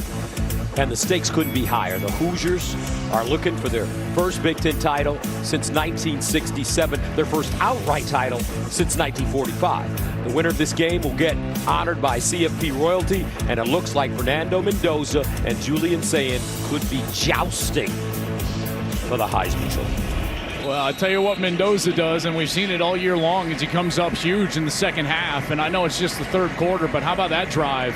Deep down the field to Charlie Becker, a beautiful ball right down the middle of the field, and then just a terrific back shoulder fade route to Elijah Surratt for the touchdown. And that brings back on Julian Sayin. He was sacked just 6 times on the season coming into tonight. IU has put him down 5 times in this game. And this is what Indiana does. You think about their big matchups. They faced, at the time, a top 10 team at home, Illinois. They sacked Luke Altmaier 7 times in that game in a rout. They went up to Oregon. Dante Moore has not been pressured all season long. 6 sacks on Dante Moore, and they're doing it again here tonight to Julian Sayin with those 5 sacks you mentioned. This is the first time Ohio State has trailed in the second half all season. 1st and 10 to the 25. And they'll run it with Bo Jackson. And Jackson dives forward. They give him 7. Ohio State has just had nothing going. 146 total yards of offense. They haven't been able to run the ball. Jackson's been okay, 9 for 52. But with those sacks, it goes all the way back to 27 yards. Ryan Day got to find something and calm his quarterback down. Julian Sayin not seeing this defense and the disguise of the safeties. 2nd and 3. Jackson trying to set up his blocks, but Indiana not fooled, and that's a loss of 1. Hardy again and again and again. And again, a 3rd down, which we've seen time and time again this entire game. Indiana and their coordinator, Brian Haynes, the defensive coordinator, dialing up at the skies to confuse Julian Sayin, forcing him to hold the football and allow that rush, the elusive defensive line, to get pressure. 3rd down and 4 at the 31.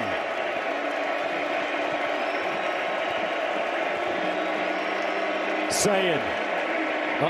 And caught for 1st down. That's Brandon Ennis.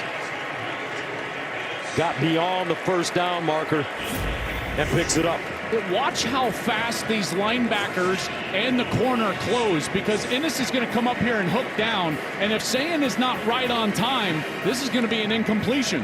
And again, the timing of this game has been fast for Julian Sayin. Normally he's got time to throw, he can survey the field, but everything has been sped up. That was their first 3rd down conversion. 1st down at the 36 now. Sayin rolling out on the play fake, dumps it down to his tight end, Max Clare. And Clare with a good route. And a gain of 20 yards. Hey, this was a really good play fake. Watch right here, you're going to fake this run here and watch him look back to the running back, and that gets the defense and specifically the linebackers to bite all the way to that direction. And as he gets outside of the pocket, Clare is wide open for an easy pitch and catch. 1st down from the 44 now. The handoff. West, nothing doing. Stood up by Tyreek Tucker. You know, you might be wondering, like, what do they do up front to get all this pressure? Well, watch them twist in here, and it's just difficult, even against the rushing game, to try to stay on those blocks. They're slippery. When you talk with offensive coordinators around the league, they say, man, it's just tough to sustain your block against this Indiana defensive line because of how active they are with those twists and stunts. 2nd and 11. Sayin will throw it. Back shoulder. Jeremiah Smith.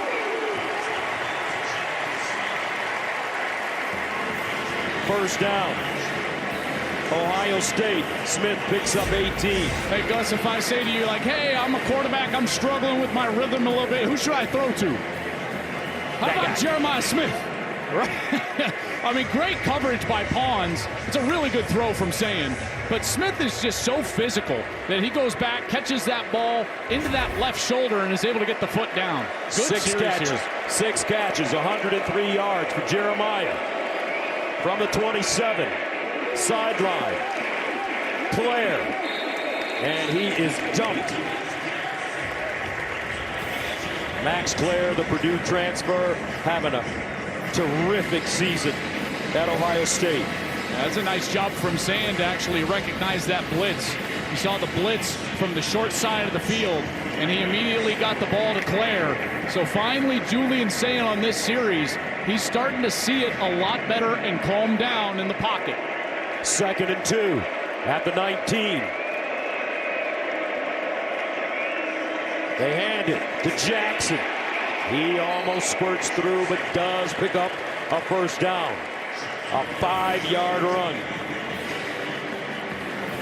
Let's go to the ump cam and watch how close this one was from breaking to the end zone. He's got the crease right here, and you can see Hardy just reaching back and just getting enough. Look at him, that right arm, and he just gets enough of the left leg to trip up the young Bo Jackson and force him to the turf. Ohio State answering Indiana's touchdown. 1st and 10 now at the IU 14. Play fake, Sayin underneath, caught, and it's Kazmarek this time. So now he's using his tight ends. We saw Julian Sayin do this in the Rutgers game when Tate and Jeremiah Smith were out. He really went to his tight end game. Well, and see what they've done. They've given up the 5 sacks. Their first series of the second half, Gus, it didn't go well. So what have they done on this series? They've got him on the move. It's called changing the launch point for the quarterback. They've got him on the move. He's starting to see it a little bit better. And when you're on the move outside of the pocket, those tight ends become great weapons. He's 5 for 5 on this drive. 2nd and 3. Straight ahead. Bojack. They give him 2. Well, the red zone has been the story of this game, both sides. Ohio State, 3 possessions in the red zone, had to settle for 1 field goal. They did punch it in, but here a massive 3rd down for Ryan Day and these Buckeyes. 3rd down and 1. At the 5.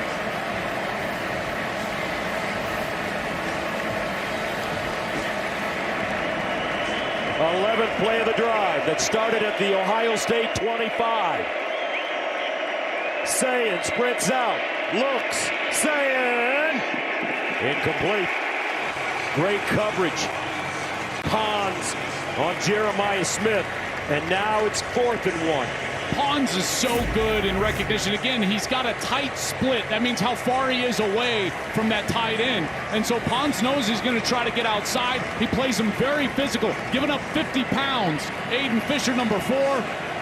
D'Angelo Pons saying, no, but the Buckeyes will stay on the field. Offense, 4th and 1. Here we go. 4th down and 1 at the 5.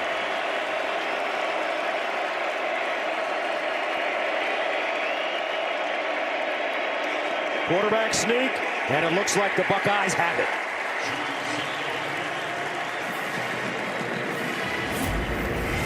This is a heck of a surge from the right guard. He's really the one that provides the block. Right there, number 58, that's Gabe Van Sickle. He's been rotating in here the second half of the season. And Sayin is able to just stay up above the turf. You can see that and get that yard and move the chains. 1st down and goal. From the 3.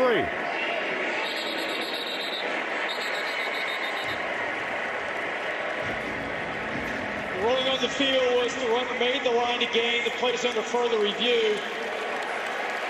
Now you could see in that replay that we gave that Julian's knee, he's got tape on his knee. And you could see that his knee was down. We're going to take a quick break here. They will review it. Ohio State down by 3. Huge turn of events here. There's Julian Sayin's knee. It's down. You can see his helmet right here, which means the ball is somewhere behind this pile of players, and he needed to get all the way to the 4-yard line. You can see he was short, and the ball doesn't get there until the end of the shot. They pieced them together, and Ohio State was turned away on review. 4th down stop for Indiana. Offense back on the field for Curt Cignetti. 1st down and 10 at the 5 now for Indiana.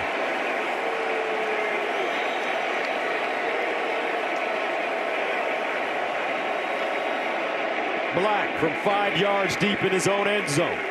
And he's lucky to get back to the line of scrimmage. Man, no gain. Caden McDonald is just, he is so good. For a big man to have the power that he does, he's also got the quickness to evade the block, and then get in the backfield for the stop. Man, he is tremendous. That's why he is rocketed up draft boards. He's almost certainly going to be a 1st-round draft pick, and he was the Big Ten's Defensive Lineman of the Year. 2nd down and 10 at the 5.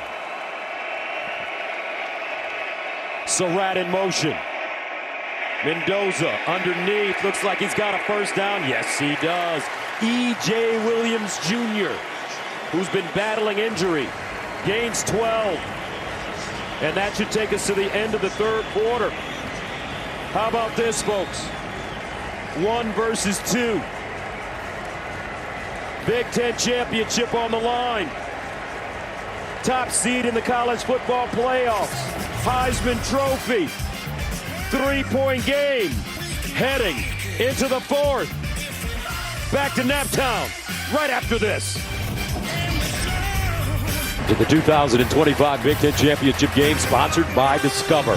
Start of the fourth quarter, folks. We wouldn't want it any other way. 3-point game. IU on top of Ohio State for the Big Ten Championship, for the top seed in the college football playoffs, and maybe for the Heisman Trophy.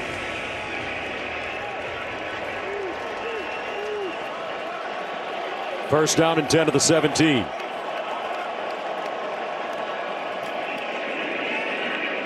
Black. Ohio State ready. No gain.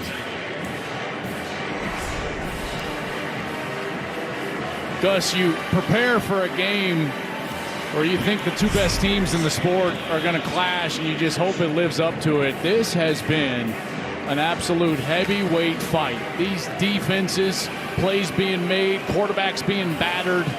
This has been absolutely outstanding. Defense. 2nd and 10. Play action. Mendoza. Over the middle. Caught. He threw a dime. Charlie B. Charlie Becker, another grab. This time for 16. I tell you, Ohio State is screaming for a hold here. Watch Kenyatta Jackson, number 97. He's going to have a little bit of pressure over here on the left side, then he's just dragged down. No idea how a flag doesn't come out, but Mendoza does a great job of staying patient outside of the pocket, and Becker just slid to an open area, gave the numbers to his quarterback for a completion. Becker, 4 catches, 86 yards. First down at the 32. They'll run it left with Black. Kalon Black stopped by Caleb Downs. A 4-yard jaunt. I'll tell you what, they just continue to pound away with this run game. They haven't had a ton of success. Only about 3.8 yards per carry, but now over 100 yards. Only the second team to now go over the century mark against this Ohio State team. And you can tell these Buckeye faithful, they are getting nervous right now. 2nd down and 6 at the 36. Mendoza, sideline, caught. Guess who? Charlie Becker. Charlie B having a game, having a day. 7 yards. One of the things I love about this IU offense is they will just take what the defense gives. Corner is way off. Jermaine Matthews giving a lot of space to Charlie Becker there, who, remember, on the last series hurt him on that deep ball down the field. And Matthews just giving up that completion, and they'll take it. And they're patient enough, efficient enough to do it. First down and 10 of the 43-yard line now. And they'll hand it to Hemby. Roman Hemby. 3-yard gain. Cade McDonald, the big man, in on the play.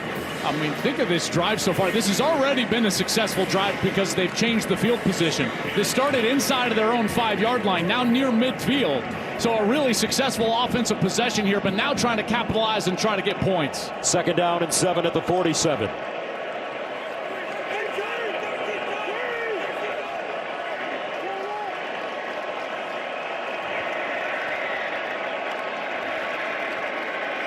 They stay on the ground with Hemby.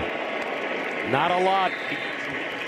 And that'll bring up a big-time 3rd down and 5. Big play for Ohio State.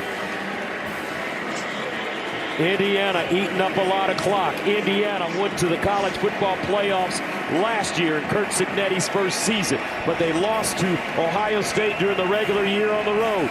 They lost to Notre Dame on the road in the playoffs. They felt that they couldn't prove to themselves that they were the caliber of team of an Ohio State. Here's their second chance.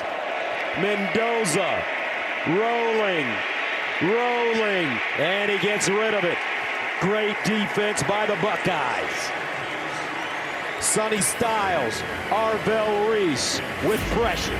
Well, it's great coverage in the back end, but watch Arvell Reese. He starts all the way over here, and he's the one that's finally going to get the pressure on Mendoza. Watch him close. Lightning fast. This guy is huge and fast, 6'4", 243 pounds, and he closes on Mendoza, who has no choice but to throw that ball away. And he runs a 4.5.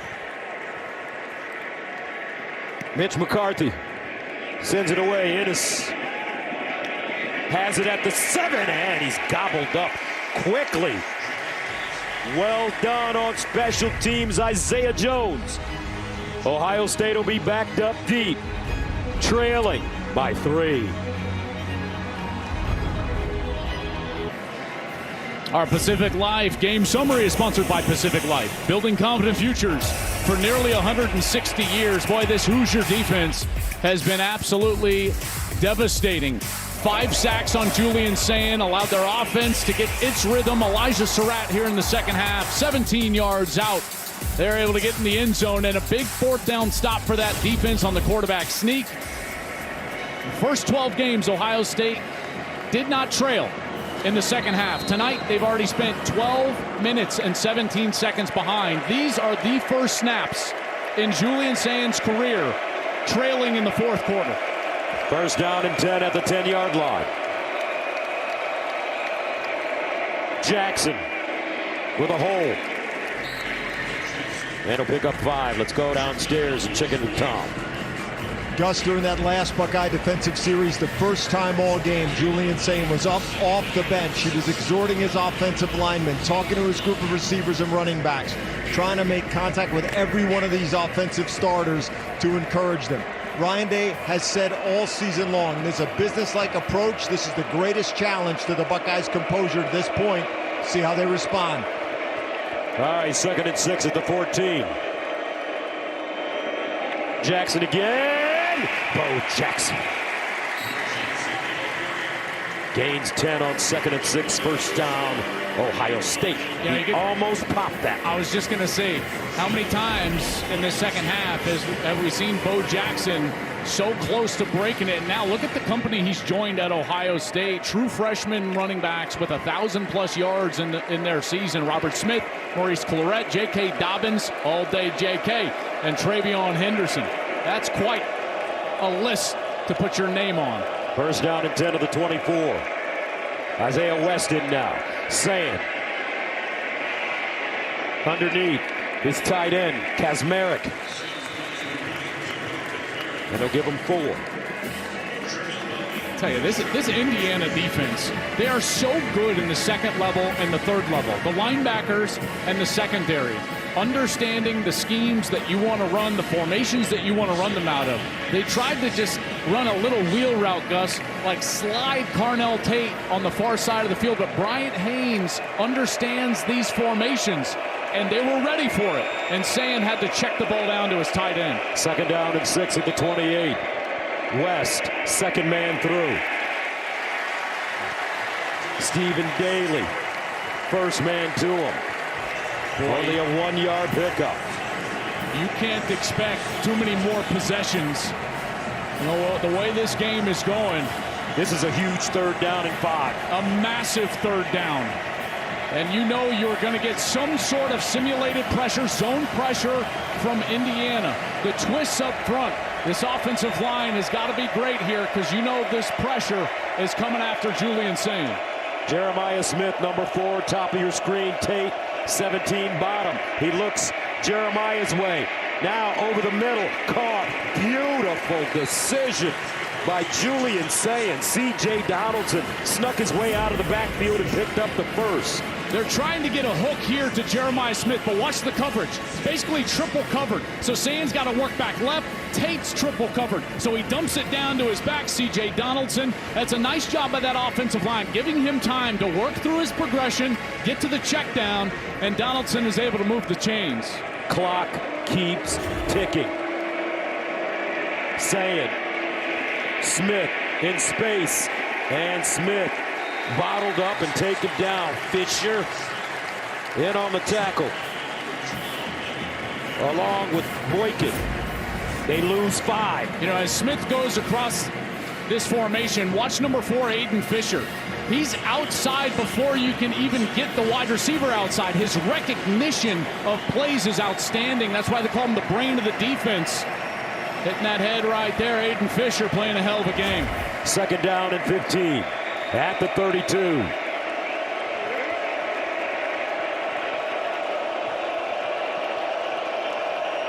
Sayen. Over the middle again. Jackson. And Isaiah Jones. First man to him. They give him 7. So that brings up 3rd and 8. Another big 3rd down for both teams. Oh my goodness, as it ticks under 6.5 minutes. These are massive snaps. Can Indiana get off the field? Can Ohio State keep the chains moving? Down by 3. Big Ten championship. Sayen, here they come.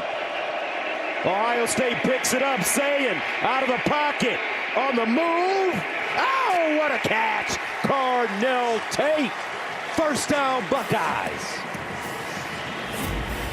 Well, as he leaves the pocket, he's going to come this direction outside of the right. Good protection initially. And a nice job by the right tackle, Phillip Daniels, mashing down that rush on the right side. And then Tate just moves with his quarterback. And he's able to get that left foot down. That is a massive conversion here for Ohio State late in the 4th quarter. That's a gain of 20. First down and 10 at the 41. For the Buckeyes, 13-10. Sayen with the handoff. Jackson. And he'll plow his way through. Tell you, Brian Haynes, the defensive coordinator, he is not sitting back. They have been aggressive. That time he came with a corner blitz off of the right side of the offense with D'Angelo Pons.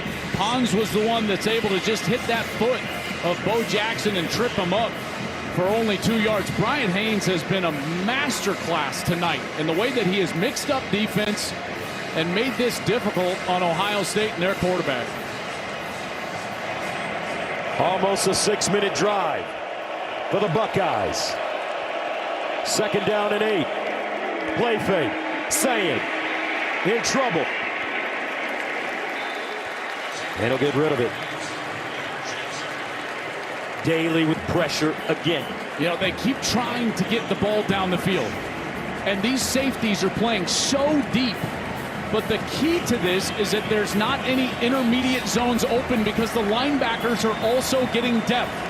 This has been a good job by Indiana, but here on a 3rd down, what we've seen Ohio State be able to do is 1, protect the passer, 2, get to the checkdowns or the scramble. Now they'll go with an empty backfield here. Nope, Bo Jackson back in the backfield. This is the third and long on this drive. 3rd and 8. Here comes the blitz. They get it away. Oh, Ennis wants to throw it. The other side, Jackson. And he's close to a first down, but a flag. Talk about a rabbit out of the hat.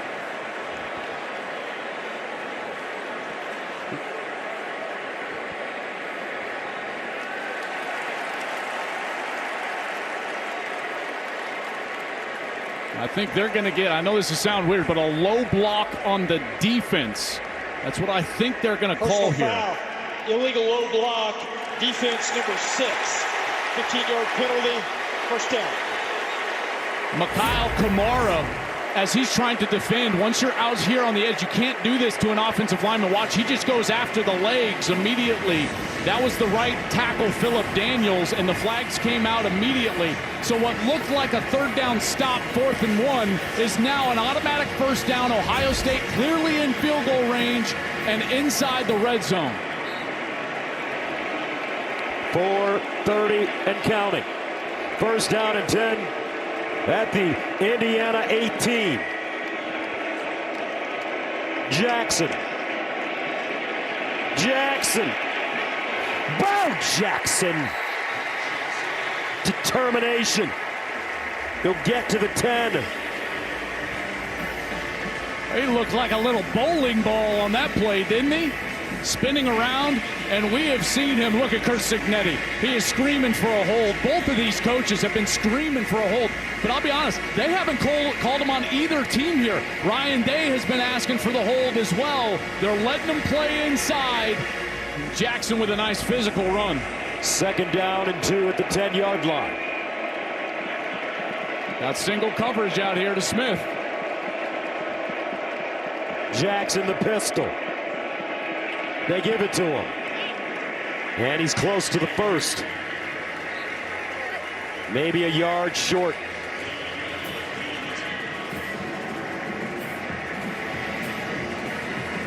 And they are going to mark him short there. But unbelievable how this Ohio State offense has been able to dominate the football. This drive, over 7 minutes. Close to 8. It started at the 10. Julian Sayin orchestrating. Play fake. Sayin rolls, looks, and complete. What a defensive play. This time by Hardy. And he's been a ball hawk. Well, they're trying to get the running back out here, Bo Jackson. Watch Bo Jackson out of the backfield. And that was a nice job picking him up.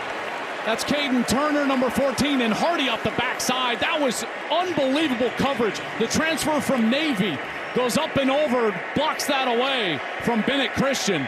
And Ohio State has to settle for a field goal. So Fielding comes in to attempt a 27-yarder.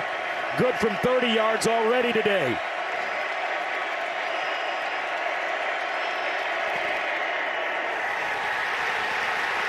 No good! He missed it! Indiana, 2:48 away from their first outright Big Ten championship since 1945.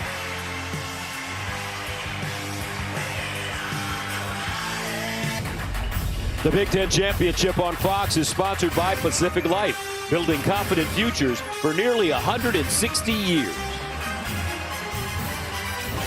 Fox College Hoops Friday delivers a huge SEC Big East matchup. Next week as Texas battles Solo Ball and 5th-ranked UConn. It all begins Friday night at 8 Eastern on Fox. What a game tonight, folks, in the Big Ten Championship. 13-10, the score remains. Jaden Fielding misses the field goal. Now the Hoosiers with the ball at their own 20. Ohio State's got to get it back. 2:48 remaining. Ohio State with 3 timeouts. Black slashing. A gain of 5. Well, in these types of series, timeout. Timeout, Ohio State.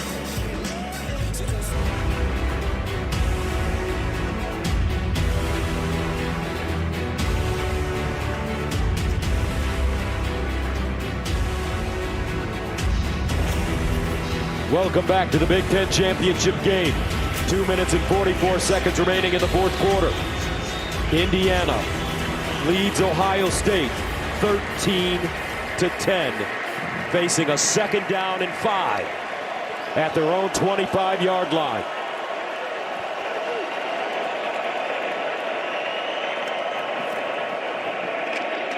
And it's Black.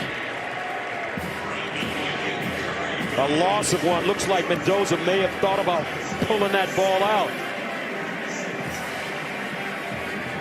And to say that this series is lopsided would be an understatement. After all, Indiana has the second most losses in FBS history, while Ohio State has the best winning percentage. The Hoosiers have lost to the Buckeyes 81 times, the most against any team, and Ohio State has won 30 straight. That's the longest win streak versus an opponent in Big Ten history. You know who doesn't care about that? Curt Cignetti. You know, he said to us, when I came here to IU, I had to change the way people think about this football program, and he has done that in a short time. I tell you, I've never seen a turnaround like this, and this man deserves so much credit. One of the best coaches in America. He's been winning at every level, every single year that he's been a head coach. Conference Coach of the Year 5 times in 4 different conferences, including back-to-back Coach of the Year awards in the Big Ten. Big play here.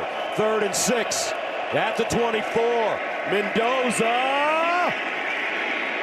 Charlie B. from Nashville, Tennessee. 32 yards.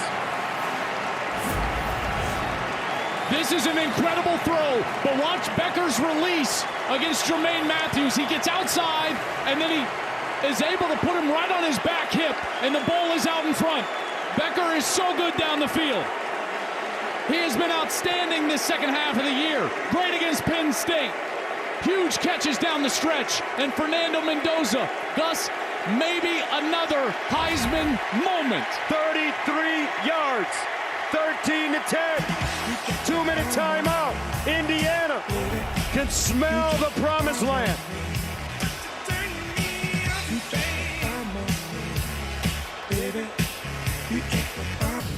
The Big Ten Championship on Fox is sponsored by State Farm. Like a good neighbor, State Farm is there. The last time Indiana beat Ohio State was in 1988. Legendary running back Anthony Thompson ran for 190 yards and 4 touchdowns as the Hoosiers routed the Buckeyes 41-7 in Bloomington. Fernando Mendoza. Look at what he's done since the first quarter. 12 of 15, 192. Yeah, but not just on the stage. Against a historically great defense with 4 first-round draft picks on the field. I mean, Ohio State has been dominant on D all year, and Mendoza has made some of the best throws of the season here in the fourth quarter against Ohio State. First down and 10 at the 43. They'll stay on the ground as Black slips before he gets to the line of scrimmage. No gain. Well, depending on when Ohio State wants to call this timeout, you know, you would assume, you know, whether they take it after this play, which it look like they won't, they might take it after 2nd or 3rd down, but you play this out, they could probably get the ball back with maybe 20 seconds, but here's the problem. If IU's able to get off a clean punt, it'd be 20 seconds and probably about 90 yards to go. You know, for a touchdown, trying to get yourself into field goal range, just not a lot of time. They won't have any timeouts. 2nd down and 10 at the 43. Black again. Sonny Styles with the tackle. And a timeout called by the Buckeyes, their final timeout.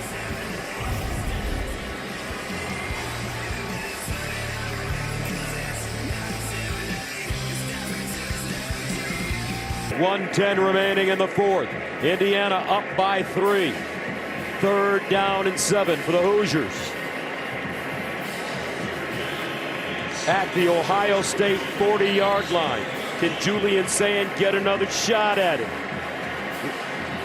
You know, Gus, this is one of those opportunities that if you wanted to get a big play fake, a quarterback keeper, a zone read, you know, this is one of those chances that Mendoza could take himself.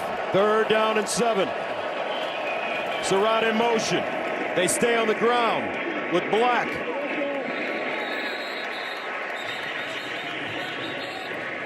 And the clock continues to run.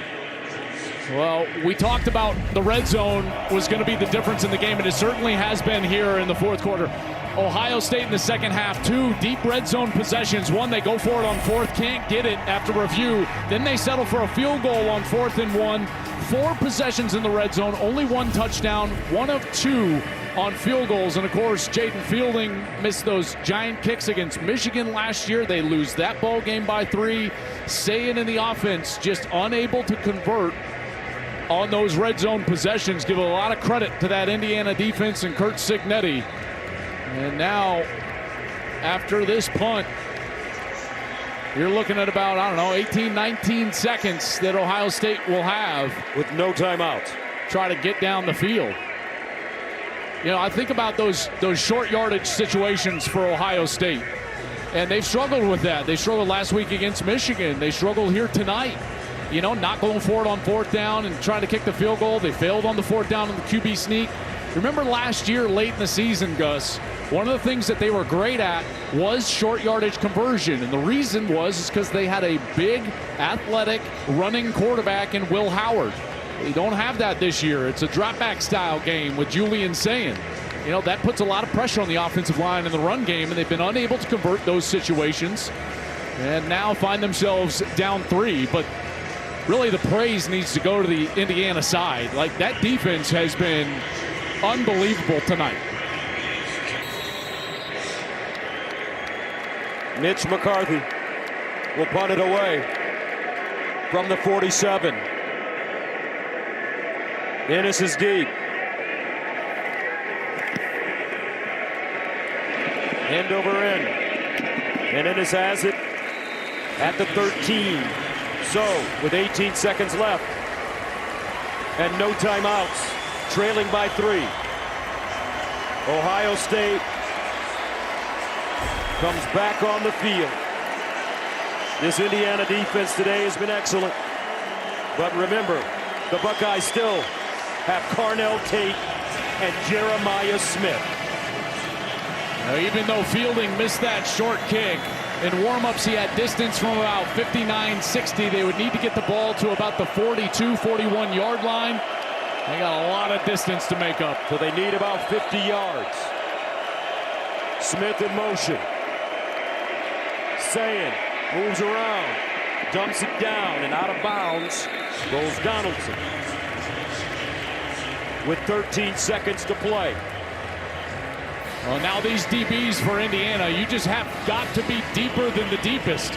No one can get behind you. And if you're Julian Sayin, I think you're going to have to take a chance.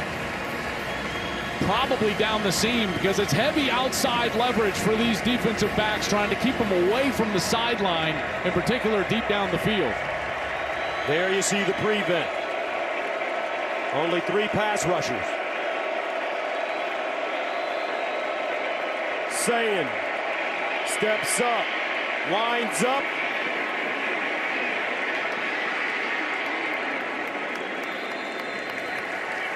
And incomplete. 2 seconds to go.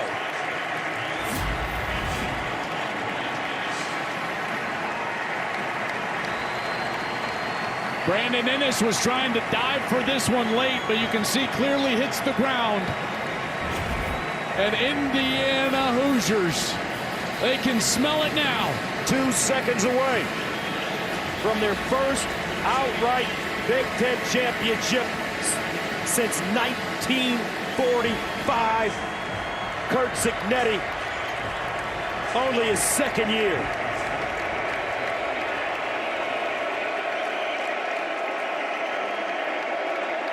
Sayin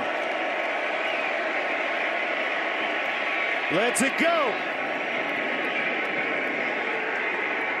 And it is caught, but not enough.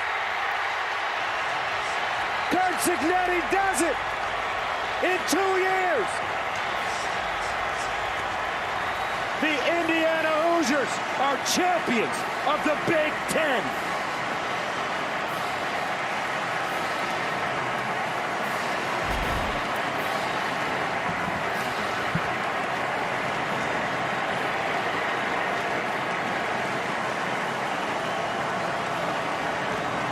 Let's go downstairs to Jenny.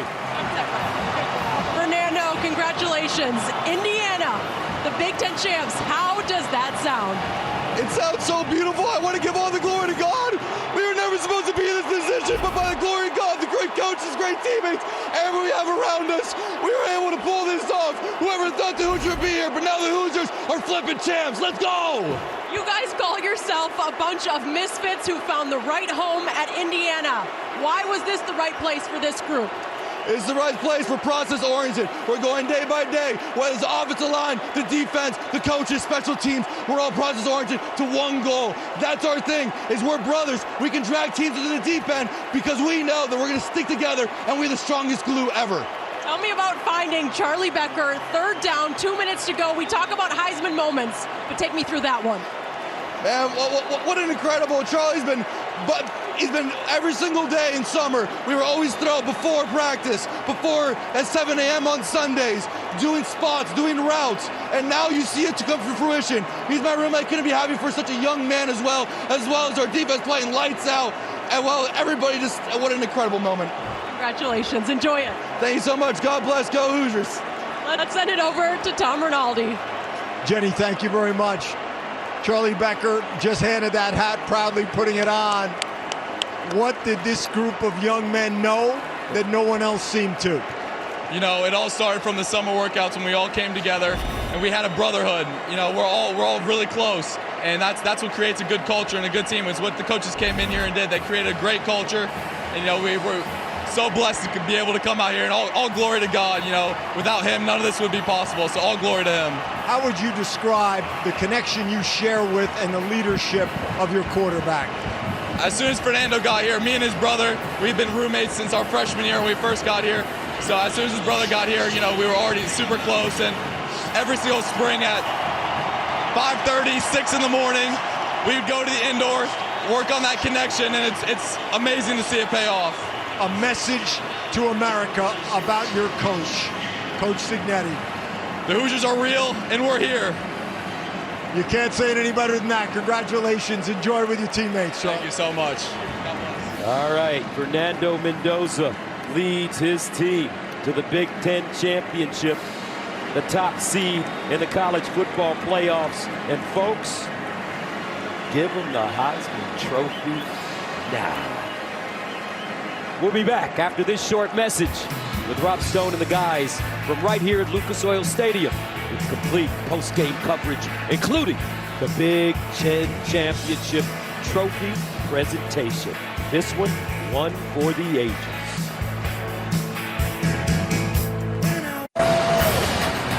What a remarkable evening in downtown Indianapolis as the local team, Indiana, gets their first Big Ten title since 1967. They get their first win over the Buckeyes since 1988. Indiana is your Big Ten champions. They get it with a narrow win over the previously unbeaten Buckeyes. Rob, Brady, Mark, Matt, Urban Meyer back here with you. We're going to try our best to put this in perspective, but consider this. Indiana is the second losingest team in FBS football history, and they are unbeaten. And tomorrow, Coach, they will be the #1 seed in the college football playoffs. What happened? This is the greatest turnaround in the history of our sport, college football. It's not even close. Yeah. You know, a year ago, I want to go in reverse a little bit. We were at Indiana versus, I believe it was Nebraska, and I was watching that, and I said, I went outside, and I wanted to stand next to that team and witness what I was listening. That's last year, that's this year. This is the best coaching job I've seen, certainly in my life, I think, in the history of the sport. Yeah. Remarkable scenes, remarkable accomplishment. Coach Signetti will join us live on set, but first, he needs to get some hardware. We send it to midfield. Joe Platt for the trophy presentation.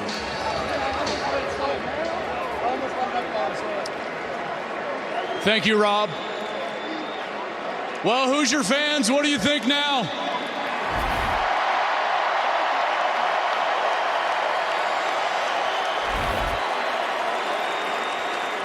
What an incredible Big Ten championship game. #1 versus #2. Lived up to the hype. And now the Indiana Hoosiers are the champions of the Big Ten.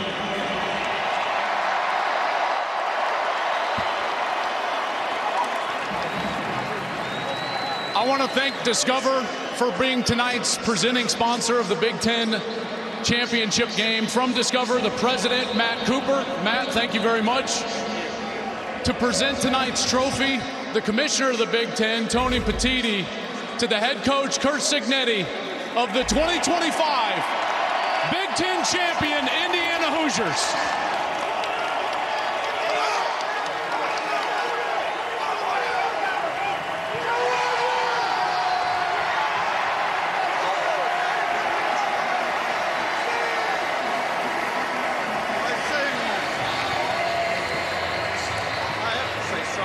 Coach, congratulations. When you became the head coach at Indiana, you've told us you had to change the way people think about this program. Well, Coach, what do you think now? I think we're a year late. Hey, I got two things to say. Besides all the thank yous to the president, Pam Whitten, the AD, Scott Dolson, our assistant coaches, our team, our seniors, our fans, all right? We are Big Ten champions. And you talk about changing the way people think. I got 3.5 weeks to get this team humble and hungry for the playoffs.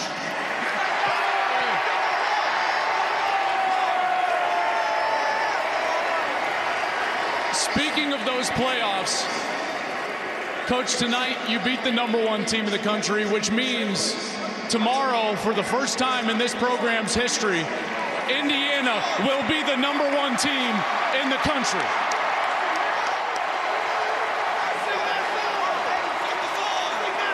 Well, it only counts if you finish there. Coach, congratulations. Good luck in the playoffs. And to present tonight's MVP, the Grange Griffin MVP, one of the trophy's namesakes, Archie Griffin, the only two-time Heisman Trophy winner in our sports history. Here's Archie. Archie, tonight's MVP of the Big Ten Championship game is your quarterback, Fernando Mendoza.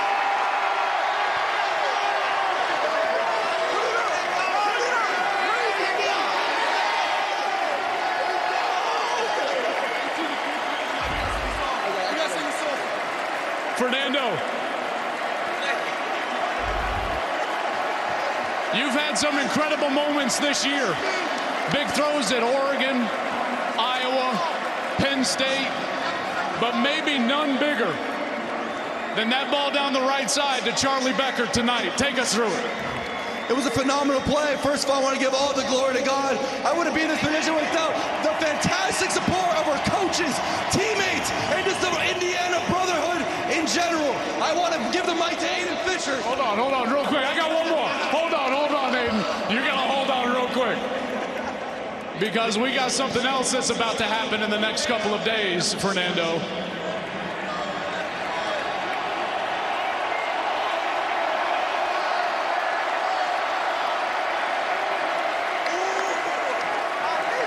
You came in as the odds-on favorite to win the Heisman Trophy. You told us that you came to Indiana to be the best Fernando you could be. Well, how good is it? It's the most unbelievable feeling in the world. I'm so blessed to have such great teammates, coaches, and everybody. I mean, who would ever thought the Indiana Hoosiers are Big Ten champs, go to the college football playoff? Let's go! Well, I tell you what, I'm gonna let you guys do what you came up here to do. But Aiden, I'm gonna hold the mic and you can cue the whole building. So Rob, I think we're gonna get one little cue here from Aiden. What do you say, Aiden? Well, my husband wants to do something. He wants to sing that damn song.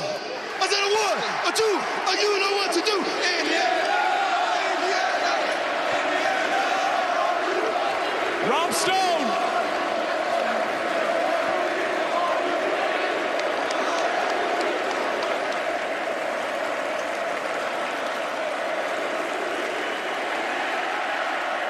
This is a remarkable scene in Indianapolis. Who's your daddy? And time to start saying Heisman Doza. We will hear from the head coach. Indiana, your Big Ten champs, Indiana, off to the college football playoffs again, and the party is just getting going here in downtown Indianapolis.